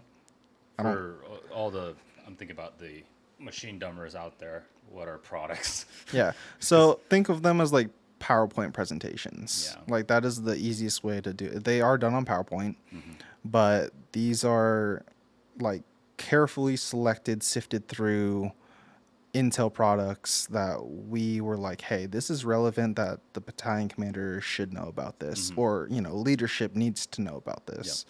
So we had daily attacks, we had ticks going on in Syria every single day.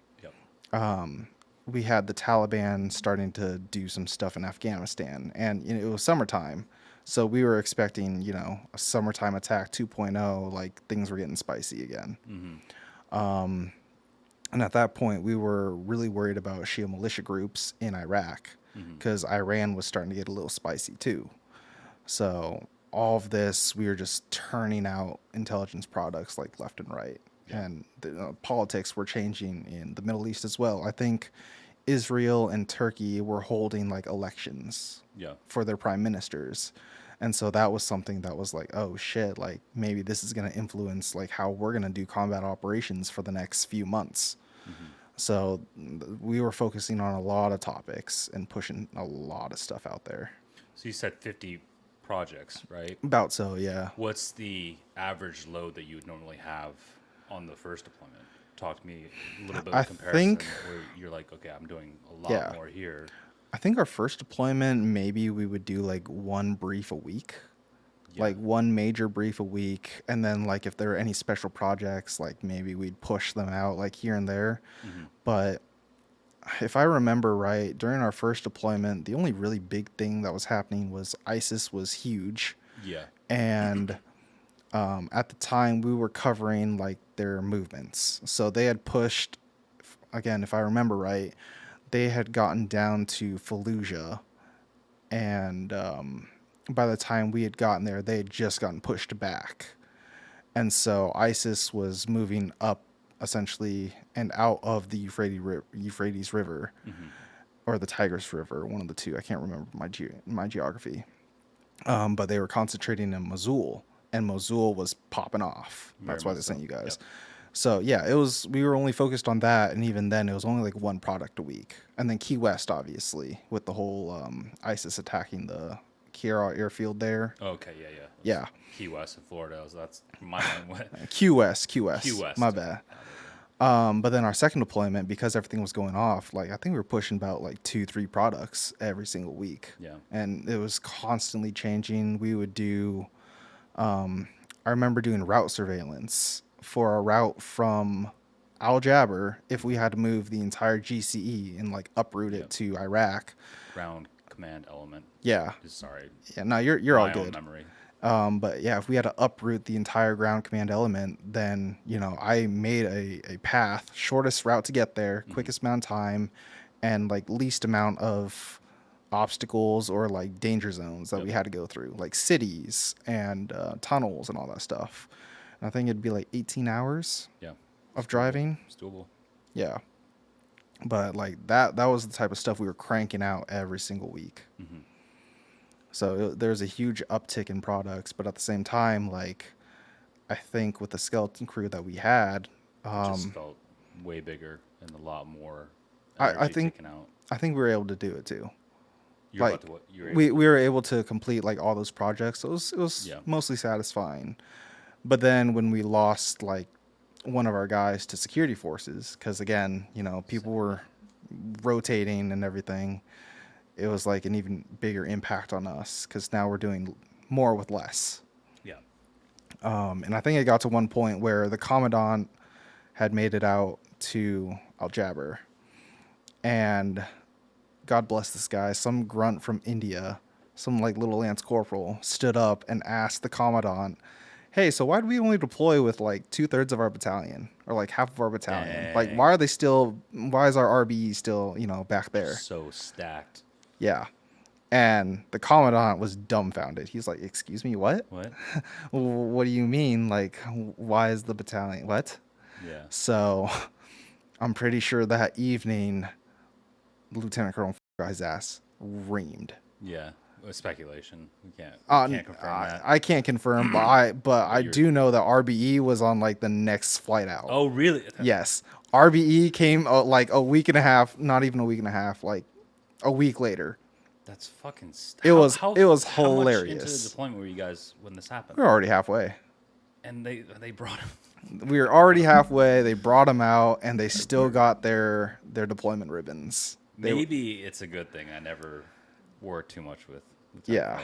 Uh, Yeah, That's no. They wild. were out within a week because we had our admin guys, we had the rest of S6. Yeah, what a fucking. What a fucking piece of shit tool little bastard. He's like, we could do more with less. Yeah. But fuck you guys, we're gonna give you more coursework. yeah. But then everybody was salty because it's like, wait, why are they getting the ribbons? Like, what? Because you only need like 60 or 90 days in Yeah. country. Yeah. Yep. If you meet those parameters, why? Yep. And they're only there for that, just Exact enough amount. to get there. And we were just like, fuck you guys. We're here for the full deployment. Yeah. Yeah, I just go with it sometimes. Yep. I don't know what to say about that. Yep. There's just- It was whatever. There's some people that just go to a certain location for that exact amount of time. So Yep. they can, I don't know. Oh, we definitely Talking had a about guy. bigwigs. We Fucking- definitely had a guy do that. Yeah. I forgot his name, but he would jump from Al Jaber. He'd go out to a country for the minimum requirement Yep. and then come back. And then he'd go to the next country for that minimum requirement, come back. And we're like, damn, you're ribbon hopping, man. Yeah, ribbon chasing. Yep. It's a real thing. Yeah, it is. I look at anybody. I'm a fucking call it out. I'm sorry. Anybody that's listening to this can hate me. If you have the volunteer medal, do you know what I'm talking about? The outstanding. It's like 1,000 hours of community service whatever or the whatever. fuck it is. Yeah. You're a tool. Yeah. There's another guy that was in headquarters Uh-huh. for a weapons company. His name was Nguyen as well. Mm-hmm. And I used to just call him the Nguyen. Yeah. For that reason. Fuck you, bitch. Anyways, enough about him. Yeah. That's probably gonna get cut, but yeah. Yeah, it's fine. I'm sure half this is gonna get cut. Can't be trash talking too many guys. Hey, you weren't trash talking. And saying that a person sleeping under the desk is not trash talking. I'm just saying. God bless that man. He's good people. He is Yeah, sometimes. to Depends. be obnoxious. I wonder where he is in life right now. Very curious. You don't know where he's at. No idea. Yeah, Haven't talked to him in years. yeah. Yeah. But yeah, deployment was a success. Came back home. And at that point, like for me at least, in my Marine Corps career, that was a little past my halfway point. And I was making a choice whether or not to stay and end my career in 3-7 or continue and go somewhere else. Wait, so after you got back from your second deployment, that's pretty much your halfway point, and that's Yep. because you literally got there right before we deployed on the first Yep. one. That's fucking crazy to think about. Yep. Because like as a grunt, your workup is a long time. Yeah. It should be longer than your deployment, hypothetically. So 2 deployments is what you get in. Yep. Walk me through it. I mean, as soon as I finished my second deployment, I was like, damn, kind of tired. Do I really want to go back for a third? Like, what are we doing? And that was when I found out that 3-7 was transitioning out of the Middle East. I think 2-7 or 1-7, one of our sister units, they had just gone to Australia to do the Yep, Murph D. Darwin. Yep. So you go to the Camp Darwin to do a training workup / deployment, UDP, whatever you call it, with the Australians. And, I thought that'd be cool because I was like, oh, Australia, like that's definitely a country I always wanted to go to. But when I was doing the math, if I were to come back from Darwin, I think either I would be 2 months over on my contract or I would have 2 months left before the end of my contract, which, like, that's not enough time to transition to go back to normalcy. Yeah. And I was just like, well, I don't really want to do another training workup. I'm tired. And, like, I don't want to be like these guys, like my seniors before me, who did the workup, but then they got out right before deployment. Like, I don't want to do all that work for nothing. So I called the monitor and I'd requested transfer papers because I was like, well, maybe at least I can at least go to Pendleton or I can go to Miramar where I originally wanted to go. And, I'll have a smooth career for the rest of my time. When I called the monitor, he was like, so I'm looking at your rap sheet here. I'm looking at your career and you do not have enough time on station to go to Pendleton. Which, yeah. And I was just like, fuck. Which makes sense. I mean, Yeah. They have to move you. Yeah. So PCS you over to Yep. a different duty station. So he said, you can either, we can do that on your next reenlistment, or what I can do is like we can do a PCA, and it's just your whatever change of assignment. Yep. You go down the street essentially. Yeah, but you're still on the same base. Same That's the base. difference from PCA Yep. to PCS. Yep. Crazy acronyms. Military loves their acronyms. Yeah. Nuts. So he gave me the choice, and he was like, "Listen, I have an opening at McTOG, which is like the Marine Corps training something unit. It's a pencil. It's in 29. It's right? it's in 29. Yeah. All the units were in 29 Palms, but he was like, you can go to McTOG, and that's a pencil pusher. Like, you don't want to go there. It sucks. It's almost like a training command. Well, it's training command, Marine Corps Tactical Operations Command or something like that. They're essentially they run ITX, I believe, if I'm not mistaken. Anyway. Yeah, right? they come up with scenarios, I Yeah, think. yeah. And they're the ones that are in charge with like training operational units on like new doctrine and new like whatever. Yeah, I didn't want to do that. Fuck that shit. So he gave me the option. He's like, well, MWSS, I think it was like 272 or 273, the guys that run the airfield, they're looking for an intelligence chief over there. And I'm like, that's a support. I don't want to go to support. Like, do we have anything else?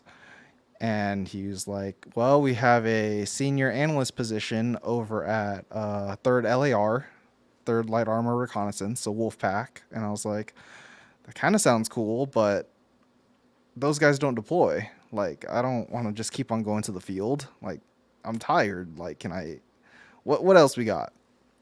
And he finally gives me my last choice. He's like, well, 3rd Battalion, 11th Marines, they're looking for an intelligence chief. They don't have one over there. So, this is kind of like a career progression. You can go be an intel chief as a corporal. And I was like, shit. And he kind of put me on the spot there. And it was going to be a toss up between 3rd LAR or 311. And I thought about it, and I was like, you know what? I'll go to 311. Maybe it'll be a career progression, but it'll definitely be all right, let's see whether or not this kills my career or whether or not I stay in. Either way, it's going to look good on my resume. Yeah, 311 being artillery unit. Yep. And the reason why he thinks that as far as progression goes is because you've been with an infantry unit. You've done 2 tours with the infantry unit. So career progression, already thinking about way different things. Not way, but their scope of intel is way out there. At the end of the day, it's still ground intelligence, which is 100%. That's my domain. Yeah. Like, I've never done air, I've never done logistics or anything like that. Like, ground is where I live. And so moving over to an artillery unit where one, the intelligence isn't going to be drastically different. Like we're still going to be talking about the same things. It's just going to cover different topics essentially. Yeah. Like I'm moving away from close range weapon systems to longer range weapon systems. But yeah, I move over there and, I fill that position in, I think, January of 2020. So basically it's my last year. And once I get there, it's a complete shit show. My OIC is brand new. He like, You're the chief. and I'm the chief, and I'm brand new. Like the most I've done is like staff NC or senior NCO. Like I don't know what an intel chief does. I've never asked the question of what I'm supposed to be doing. Like I've never sat in at a battalion meeting for anything. And all of a sudden now, as a corporal, filling a gunnery sergeant's position or higher. E7. Yeah. Yeah. You're Like- you're an E4 filling E7's position. Exactly. Yeah. Exactly. And I'm just lost in the sauce because prior to me, I had a lance corporal filling that slot. And when I'm asking him and I'm asking the dude I'm replacing, they don't have anything for me.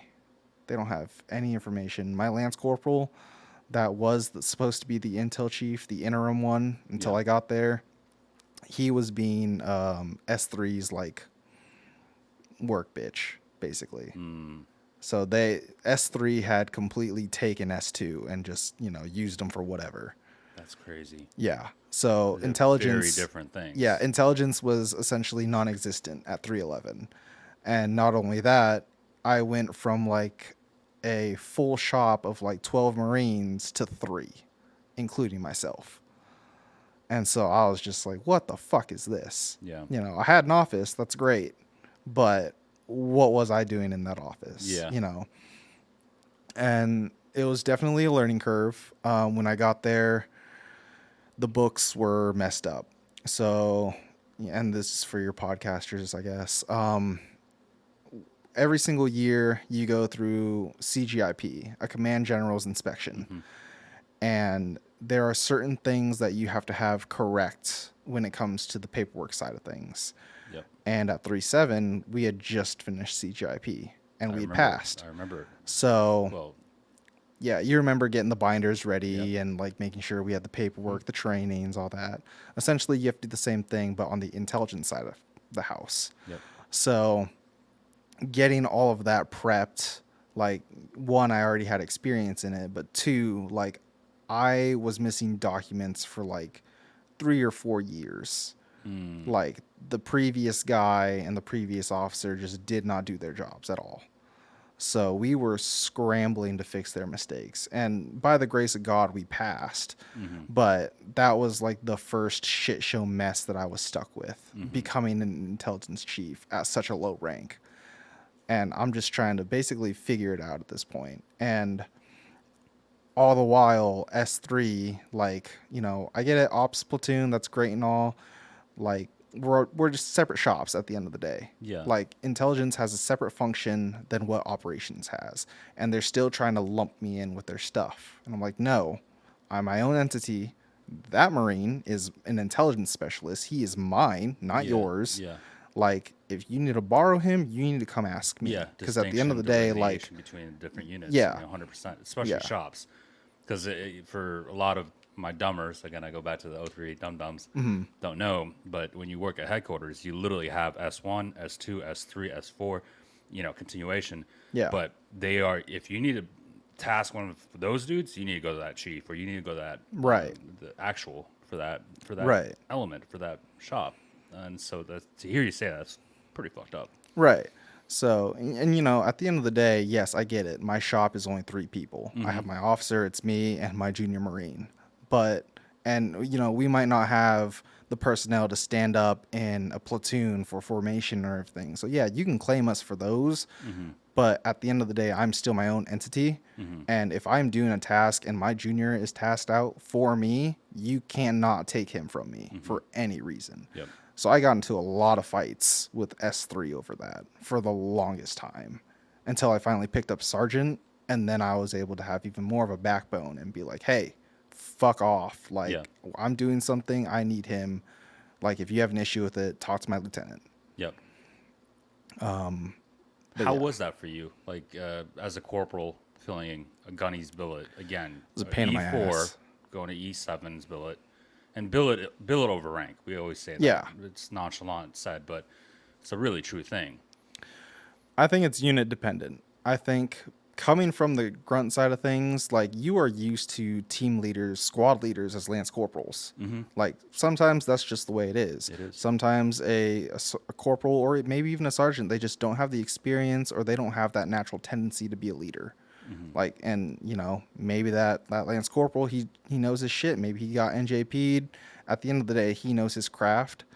And so transitioning that over to the artillery side of things, I don't think they believed in that. Because I had sergeants who, you know, thought they were bulldogs and thought they knew what was, you know, what they were doing was right. But at the end of the day, they didn't know anything about their job at all. Dang. So in S3 for, you know, the artillery side of things, you had a lot of bulldogs and you had a lot of guys up in ops. But, you know, those are the 0811s, the cannon pounders, you know, the ammo pushers or carriers or whatever you want to call them, that were just sent up there because they weren't good at the job. And that's the big thing about the S3 shop is it's all the hated hooligans get Yeah. sent there, or Yeah. the guys like me, where I have like 6 months remaining, and so they're like, well, Yeah. you could do the workup, you could train these guys, but I think you'd be much better help in S3. Yeah. And I actually asked for S3 because it was more benefit to my life, Right. but I definitely see where you're coming from. It's not Yeah. it's not the tier 1 dudes. Yeah. Or it could be the tier 1 dude that's just like, I'm getting the fuck out here, or I'm Yeah. PCSing. Like, I Yeah. don't care what's going on with So you had a lot of guys that had the rank but no billet, and at the end of the day, you know, I'm over here trying to be like, hey, like that's my guy. Yeah. I have jobs that I need to do and I need him to do it, and you know they're trying to undercut me because they're higher rank, and it's like that's not how it works. And I think I finally blew up with them. I was like, look, like I might be a corporal, but at the end of the day, we are separate entities, and I need you guys to understand this because I know you're fucking dumb. But I have a job, I have a function. If I don't get this done, I am getting yelled at by the XO, not just like the company XO, the battalion XO. So unless you want to go talk to the major and you want to explain to him why my shit isn't done because you guys decided to, you know, take my only Marine that I had, like by all means, go get yelled at by the major. And then obviously the battalion commander is going to yell at you because he's going to yell at the XO as to why his task isn't complete. So I think eventually they finally got it through their heads. It's like, okay, hey, he has his own shit. He needs to do it. Whatever. Like hands off. But yeah, it was a pain in the ass. Just establishing that the way the TO&E should actually work. right. Getting that done, and then not only that, but just doing it with the manpower that I had. Yeah, very skeleton, bare bones crew. It was rough. Yeah. Because my junior Marine, you know, he's a good kid. I did try and paperwork him out. Like I was sick of his shit. He was just dumb as fuck. But he was a good guy. It's hard training someone that has essentially zero experience and that the only thing they know is the information that they learned from the schoolhouse. And then coming to the fleet and then being immediately told that, hey, you're going to do the dirty work of S3 instead of S2, your actual job. Transitioning him from that mindset back into the intelligence mindset of, hey, you need to start asking questions. You need to start, you know, working in the intel field. That was extremely, extremely difficult. Yeah. And, you know, by the time I left, I would like to think that I got him up to like the basic needs of an intelligence Marine. But I also was so checked out by the end. I was just like, fuck it. Like, if you tank your career, I don't care. Yeah. Like, you piss me off too much. Yeah. Did you ever deploy with 311? Nope, they don't deploy. They Well, I don't mean, deploy. they deploy a company at a time, but it's mostly training. Yeah. The last deployment they did, UDPs. yeah, I think they stood like a gun battery out in Syria or That's like what I thought. or like that the edge of deployment, they actually Iraq. got to do something, Yeah, but it was like one deployment, Yeah. and that was it. Yeah. That's hard going from 3-7 where you're deploying at least a minimum Yeah. a lot Yeah. to nothing at all. Still doing training exercises though. Yeah. I fucked up. I should have stayed with 3-7. I sometimes think about it and I'm just like, damn, like if I knew I was putting the same amount of work in this battalion that I was in my previous one, I would have just stayed over there because at Yeah. least their leadership, from what I heard, it was good. Yeah. The next lieutenant colonel that came after, he was pretty solid. Fair enough. So let's Yeah. take another break. Sure. So your time with 311 Mm-hmm. is coming very, very much to an end. You zero Basically. flux, and Yeah. so you start your transition process. Yep. I think by the end, 311 was like the final nail in the coffin. For you Or- not wanting to re-enlist. Absolutely not. I was Yeah. like, you know what? I'm done. The Marine Corps gave me whatever I needed to like have. Mhm. It was a good little sidetrack from what I wanted to do, which honestly I don't even know what I'm doing. But yeah, I was like, I've had enough. Mhm. I'm ready to go home. Yeah, I don't blame you, especially after what, approximately about 2 years, just doing nothing but training ops. Basically, yeah. Yeah, that sucks. Good on them for being able to do that, you know. Yeah. But hey, king of battle. When you need Sure. artillery, you need artillery. It's just a Sure. fact. If you want to call it that. If you want to call it that, yeah. Just go back to my old gunnery sergeant that I had at one point. When's the last time we actually used artillery, in combat? Aside from that Syria. Well, we're not at war right now, so Yeah. anyways. But yeah, I got out in June of 2020, so that ended my 5-year enlistment. June, so this is right after 2022. So or 2020. Yep. I meant to say So also. COVID was just in effect, Mm-hmm. and I believe we had just had the George Floyd riots. Okay. So coming back and leaving the Marine Corps, it was extremely interesting, especially coming back to Seattle because that's Yeah. where my family was. Driving through a city during a pandemic where everything's desolate Mm-hmm. and it's almost like a wasteland. It's super eerie. Yeah. But, we're wearing masks at that point, and yeah, I was just trying to get home. Mm-hmm. I'd gotten hired straight off the bat. I found a job working for Boeing as a armed security officer. Okay. So you needed a TS clearance in order to work at that location, and I just so happened to have one. Yep. So thankfully, the Marine Corps gave me something, Mm-hmm. clearance, that I could use after my career. So that's what I used to get into where I am now. I've been working armed security basically for the past 5 years, ever since I got out. Mm-hmm. And yeah, What kind of was it? Just I'm looking for a job, or was it like I actually really enjoy this? it was What aspect of definitely, it for you was that this is it? yeah, it was definitely looking for a job. Initially, I'd wanted to work for Boeing as a physical security specialist. So basically, those guys, they handle security clearances Okay. and they do like the paperwork that I've essentially been doing for the past 5 years when it came to security clearances. So I already knew the process, I knew how it worked, and I was just looking for a foot in the door. Yep. Unfortunately, because of COVID, they were cutting down. Yeah. A lot of companies were cutting down. So all the jobs that I were applying for, especially where my application came through and like I was starting the interview process, all those immediately got canceled. Yep. But they were still looking for armed guards. And since it was a Boeing contract, I figured, I could get my foot in the door there at least, So I did. I worked at Boeing for about almost a year before I was talking to a couple other security guys that were working on a Microsoft contract. And they're like, hey, like, you have a TS. Why don't you come over to us? We'll pay you more. And, you can work for Microsoft. And, another security contract. But I was like, sure, why not? It pays more. I have less responsibility. Like, why wouldn't I jump over and progress? So I chopped over and I did that for about almost 2 years. I was working security at Microsoft, and you just stand there. Yeah. You don't do So it anything. sounds like the time in Kuwait on Sec 4, the security force, is Even paid off even there.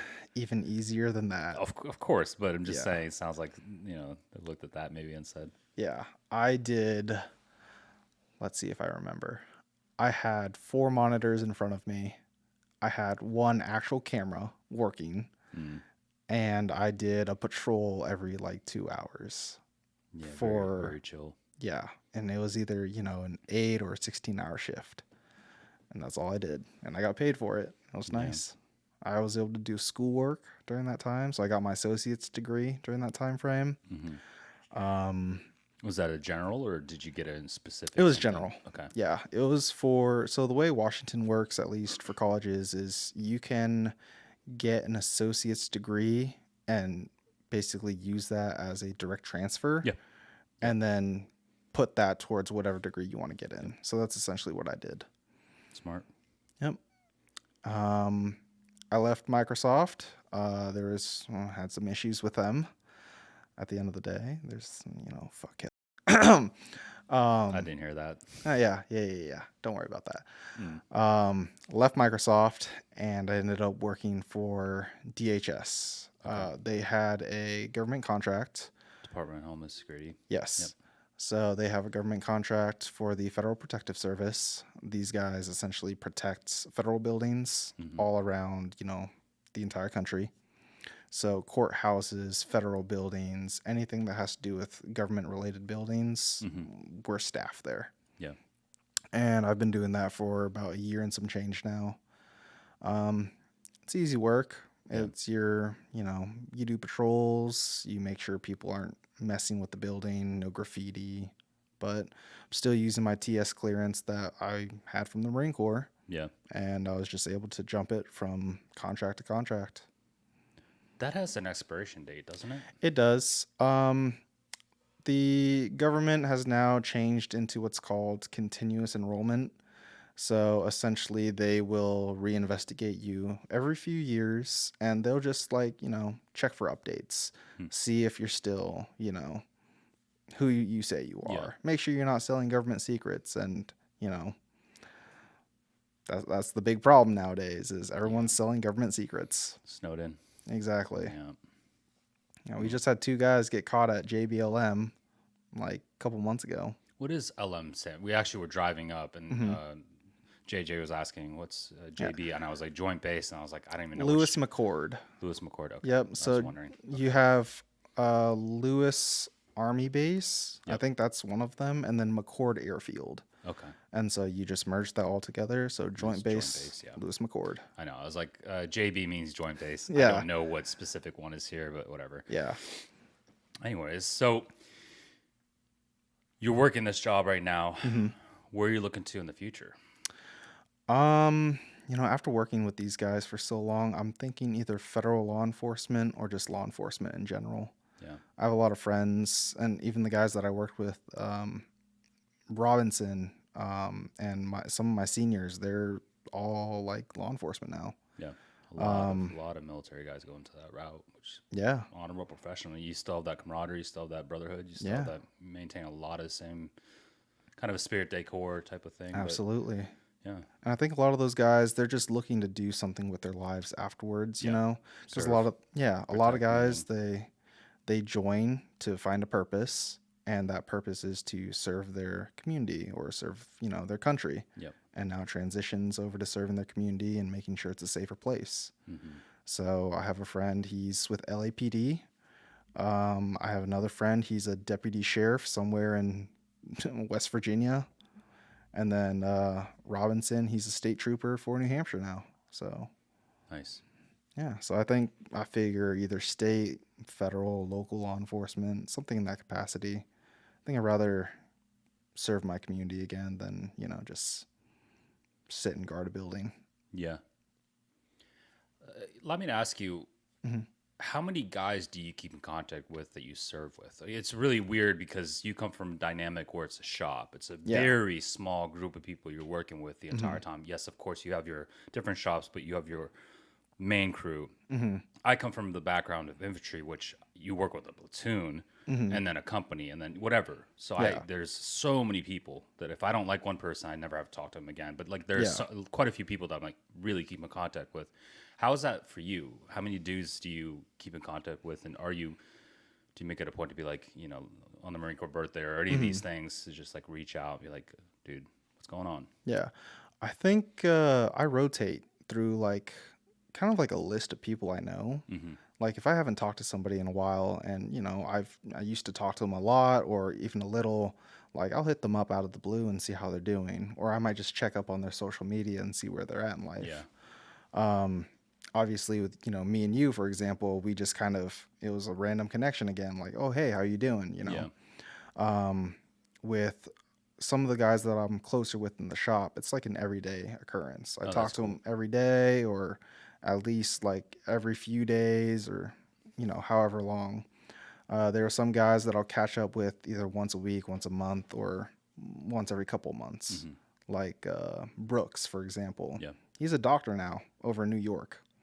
crazy. Yeah, I caught up with him like a couple weeks ago. That's awesome. One of my junior Marines, I just found out that he just moved to Seattle and now he's a special agent in the same building I work in. That's sick. Yeah, Small world, it's a small very core. it is a very small world. I just Yeah, found out another Marine that was in 3-7. He came like maybe a few months after I left. We're coworkers now. that's crazy. Yeah. So it's a very very small world, but I'm able to like catch up with everybody. That's sick. Like Masters, for example. Yeah, I just caught up with him not too long ago, and that's when he told me that he was a gunnery sergeant working with MARSOC. that's super sick, dude. So I try and make it a point to like check in with everybody and make sure they're still doing okay. Yeah, Like obviously, as a veteran, we have that issue where there's a lot of guys out there that they don't want to talk about their past or hmm, they're struggling, and so it's good to like catch up with your friends and yeah, just see where they are in life to make sure they're doing okay. yeah.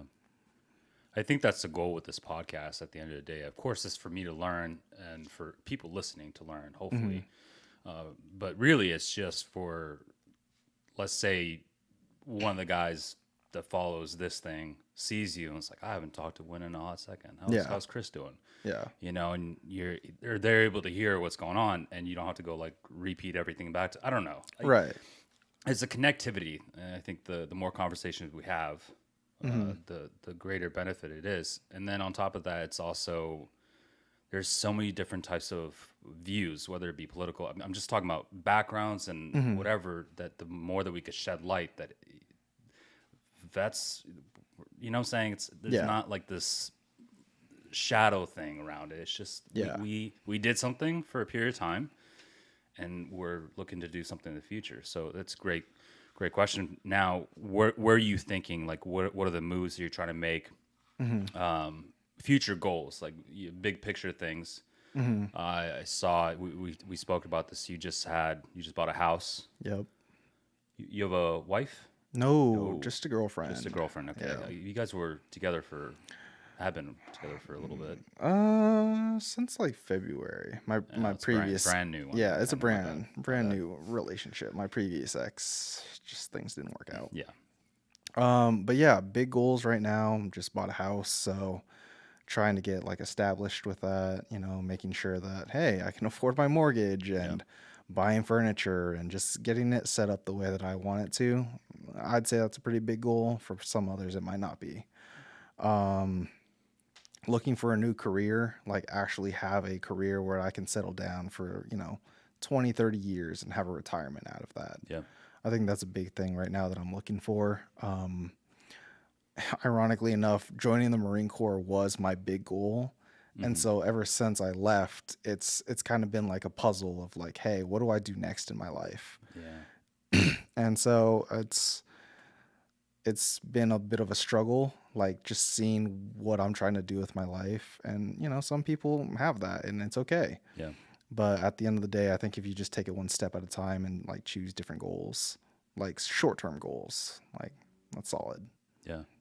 Let's see, any other short-term goals? I just graduated with a bachelor's degree, so I What can was that in? criminology, Oh, shit. Okay. criminology, criminal justice. So I can check that off my list. Yeah. There's another goal down. Before the podcast started, we were talking about concerts, Yep. and I want to go see some classical composers. Yeah. Yeah. Why not? The nerd in you. Yeah, I'm old now, so I can do some old people stuff. Maybe go on a cruise. That sounds relaxing. Travel a bit more. Yeah. So no, like super big goals, but definitely short-term goals. Yeah. I think there's such an important part about just allowing yourself to kind of decompress Yeah, and just allow small things to happen around you sometimes. yeah, In order for the big things, for your passions and what you're really adamant about, like your pursuit to just find its way into your mindset, into your headspace, right. And and I then think finally that's pursuing it.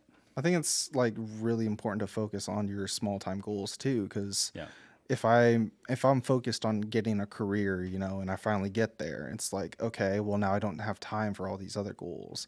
I can't go to a random concert on a Tuesday night Yeah. because I got work in the morning, or I can't take a week and a half off to go on a cruise because guess what? I don't have vacation time for that, or I have to use that vacation time for something else. Yeah. So just taking it one day as it is and see where we go. That's all you can do. Yep.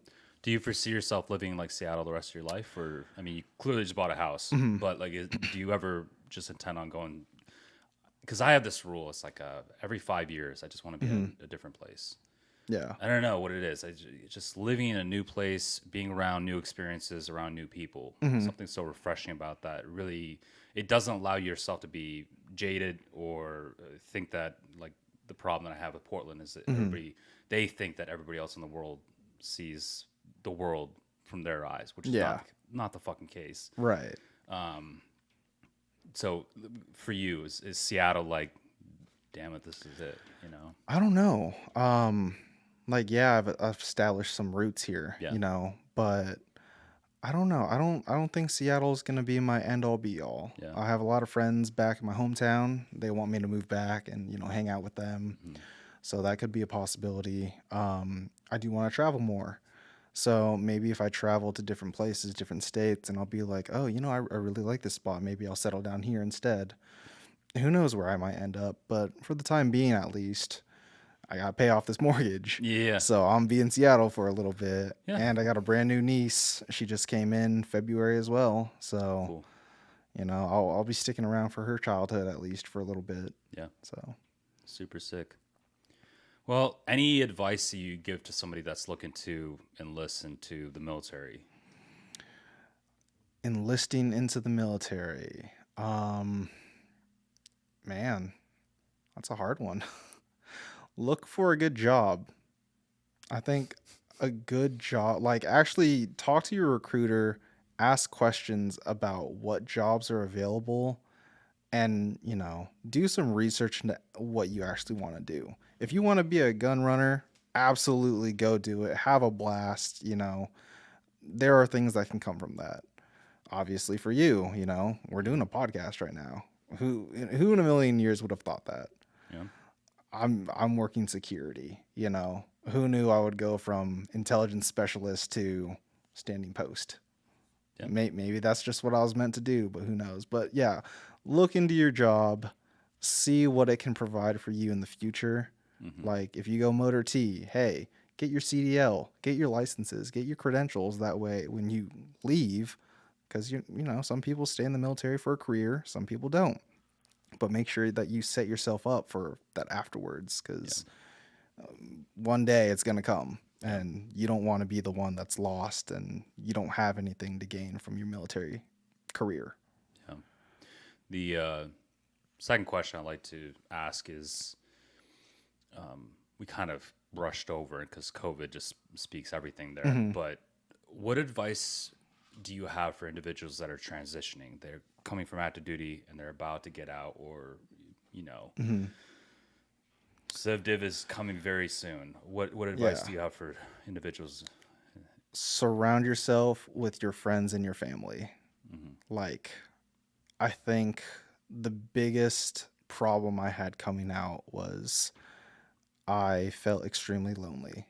Hmm. And it's hard when a lot of your friends either stay in the Marine Corps or they've already transitioned out and they're back homes in their homes, Hmm. you know. So having a support system, having your friends and your family there that can, listen to your problems, be there for you, and to make sure you're like not lonely and by yourself. Because that's when, we have those Yeah. issues where, one wrong decision can, impact your life for however long. Hmm. So surround yourself with friends and family. And I mean, I don't have a clear and concise goal of what I want to do, and Yeah. that's okay. A hundred But percent. just, try and do something that you enjoy. Yeah. I enjoy, shooting guns. So I was able to buy some guns before Washington, had their ban. Hmm. I get to go to the range every so often and dump a couple hundred rounds and call it a day. That's my hobby. So have a hobby, and yeah. Yeah. I don't think you're. I mean, when this airs, will be November. We'll see where you are then. But I personally, just speaking word of power and all that stuff for you, is I don't think you're just limited to being a security guard. Oh I yeah, think absolutely. the sky's the limit. I think good things are coming your way because you're highly intelligent, really chill dude. And I think it's going to be really beneficial. Like you'll see the benefits of your work and your time Yeah. spent. Just look for the passion, look for the thing that drives you. I think that's where, you know, everything will kind of click in. You're like, oh shit, that's what I Yeah. should be doing. Yeah, hopefully. We'll see. It takes time, dude. This job market is trash. I don't know. I happen to disagree, but it depends Yeah. what you're looking for too. It really Yeah, depends what you're looking that's for. yeah, That's the hard one. yeah, Is if you're looking for a specific niche, hey, good luck. yeah, yeah. Your niche might be a little bit different than everybody else's, you know. That's very true. Yeah. Yeah. Well, Chris, man, Chris Nguyen. No, I'm joking. Fuckface, you need to stop that, Mark. No, I'm joking. Yeah. Dude, it's been such a pleasure talking. Just hearing a different perspective. Again, not an O2. I'm not an Yeah. O2, so I'm like, let me learn something new. Great respect for your military occupation as a whole, because if we don't, as grunts, if we don't have the intelligence, we cannot operate. We can, but it's under completely fucked up circumstances, you know. So just want to thank you for coming out and being on the podcast. Yeah, absolutely, dude. And thank you for your service. Thank you for yours. Thank you for your support. Thank you for paying your Yeah. taxes. Yeah, I don't know. There's Yeah. so many variations of ways to go about that, but yeah. It's so awkward every single time. I hate it. No, I think you have to understand that. I used to tell this to my junior Marines: is when somebody tells you thank you for your service, they're thanking you because they can't thank the person they really want to, or they can't That's thank true. somebody else that's, you know, Yeah. no longer with us. Yeah. So if you look at it from that framework, it's like you're welcome type of thing. And so Yeah. after that, I've always thought about it, and that causes me to remember the people I've lost. Mm-hmm. And then it's like it's a good remembrance thing. Just to whenever Yeah. somebody tells me that thank you for your service, I just go back to remembering, you know, the buddies that are no longer with us, and it's like, Yeah. wow, it is a pleasure to still be alive. You know, Yeah, I could I have agree. easily been in their shoes, or in their grave, whatever. I don't know. Yeah. Start looking at that perspective. Yeah. Yeah, it's a good mind shift to have, because Yeah. those guys aren't allowed to be thanked. You know, That's very true. but yeah. Dude, it's been a pleasure. I know you got to work tomorrow, so Yeah, we'll get off absolutely. this.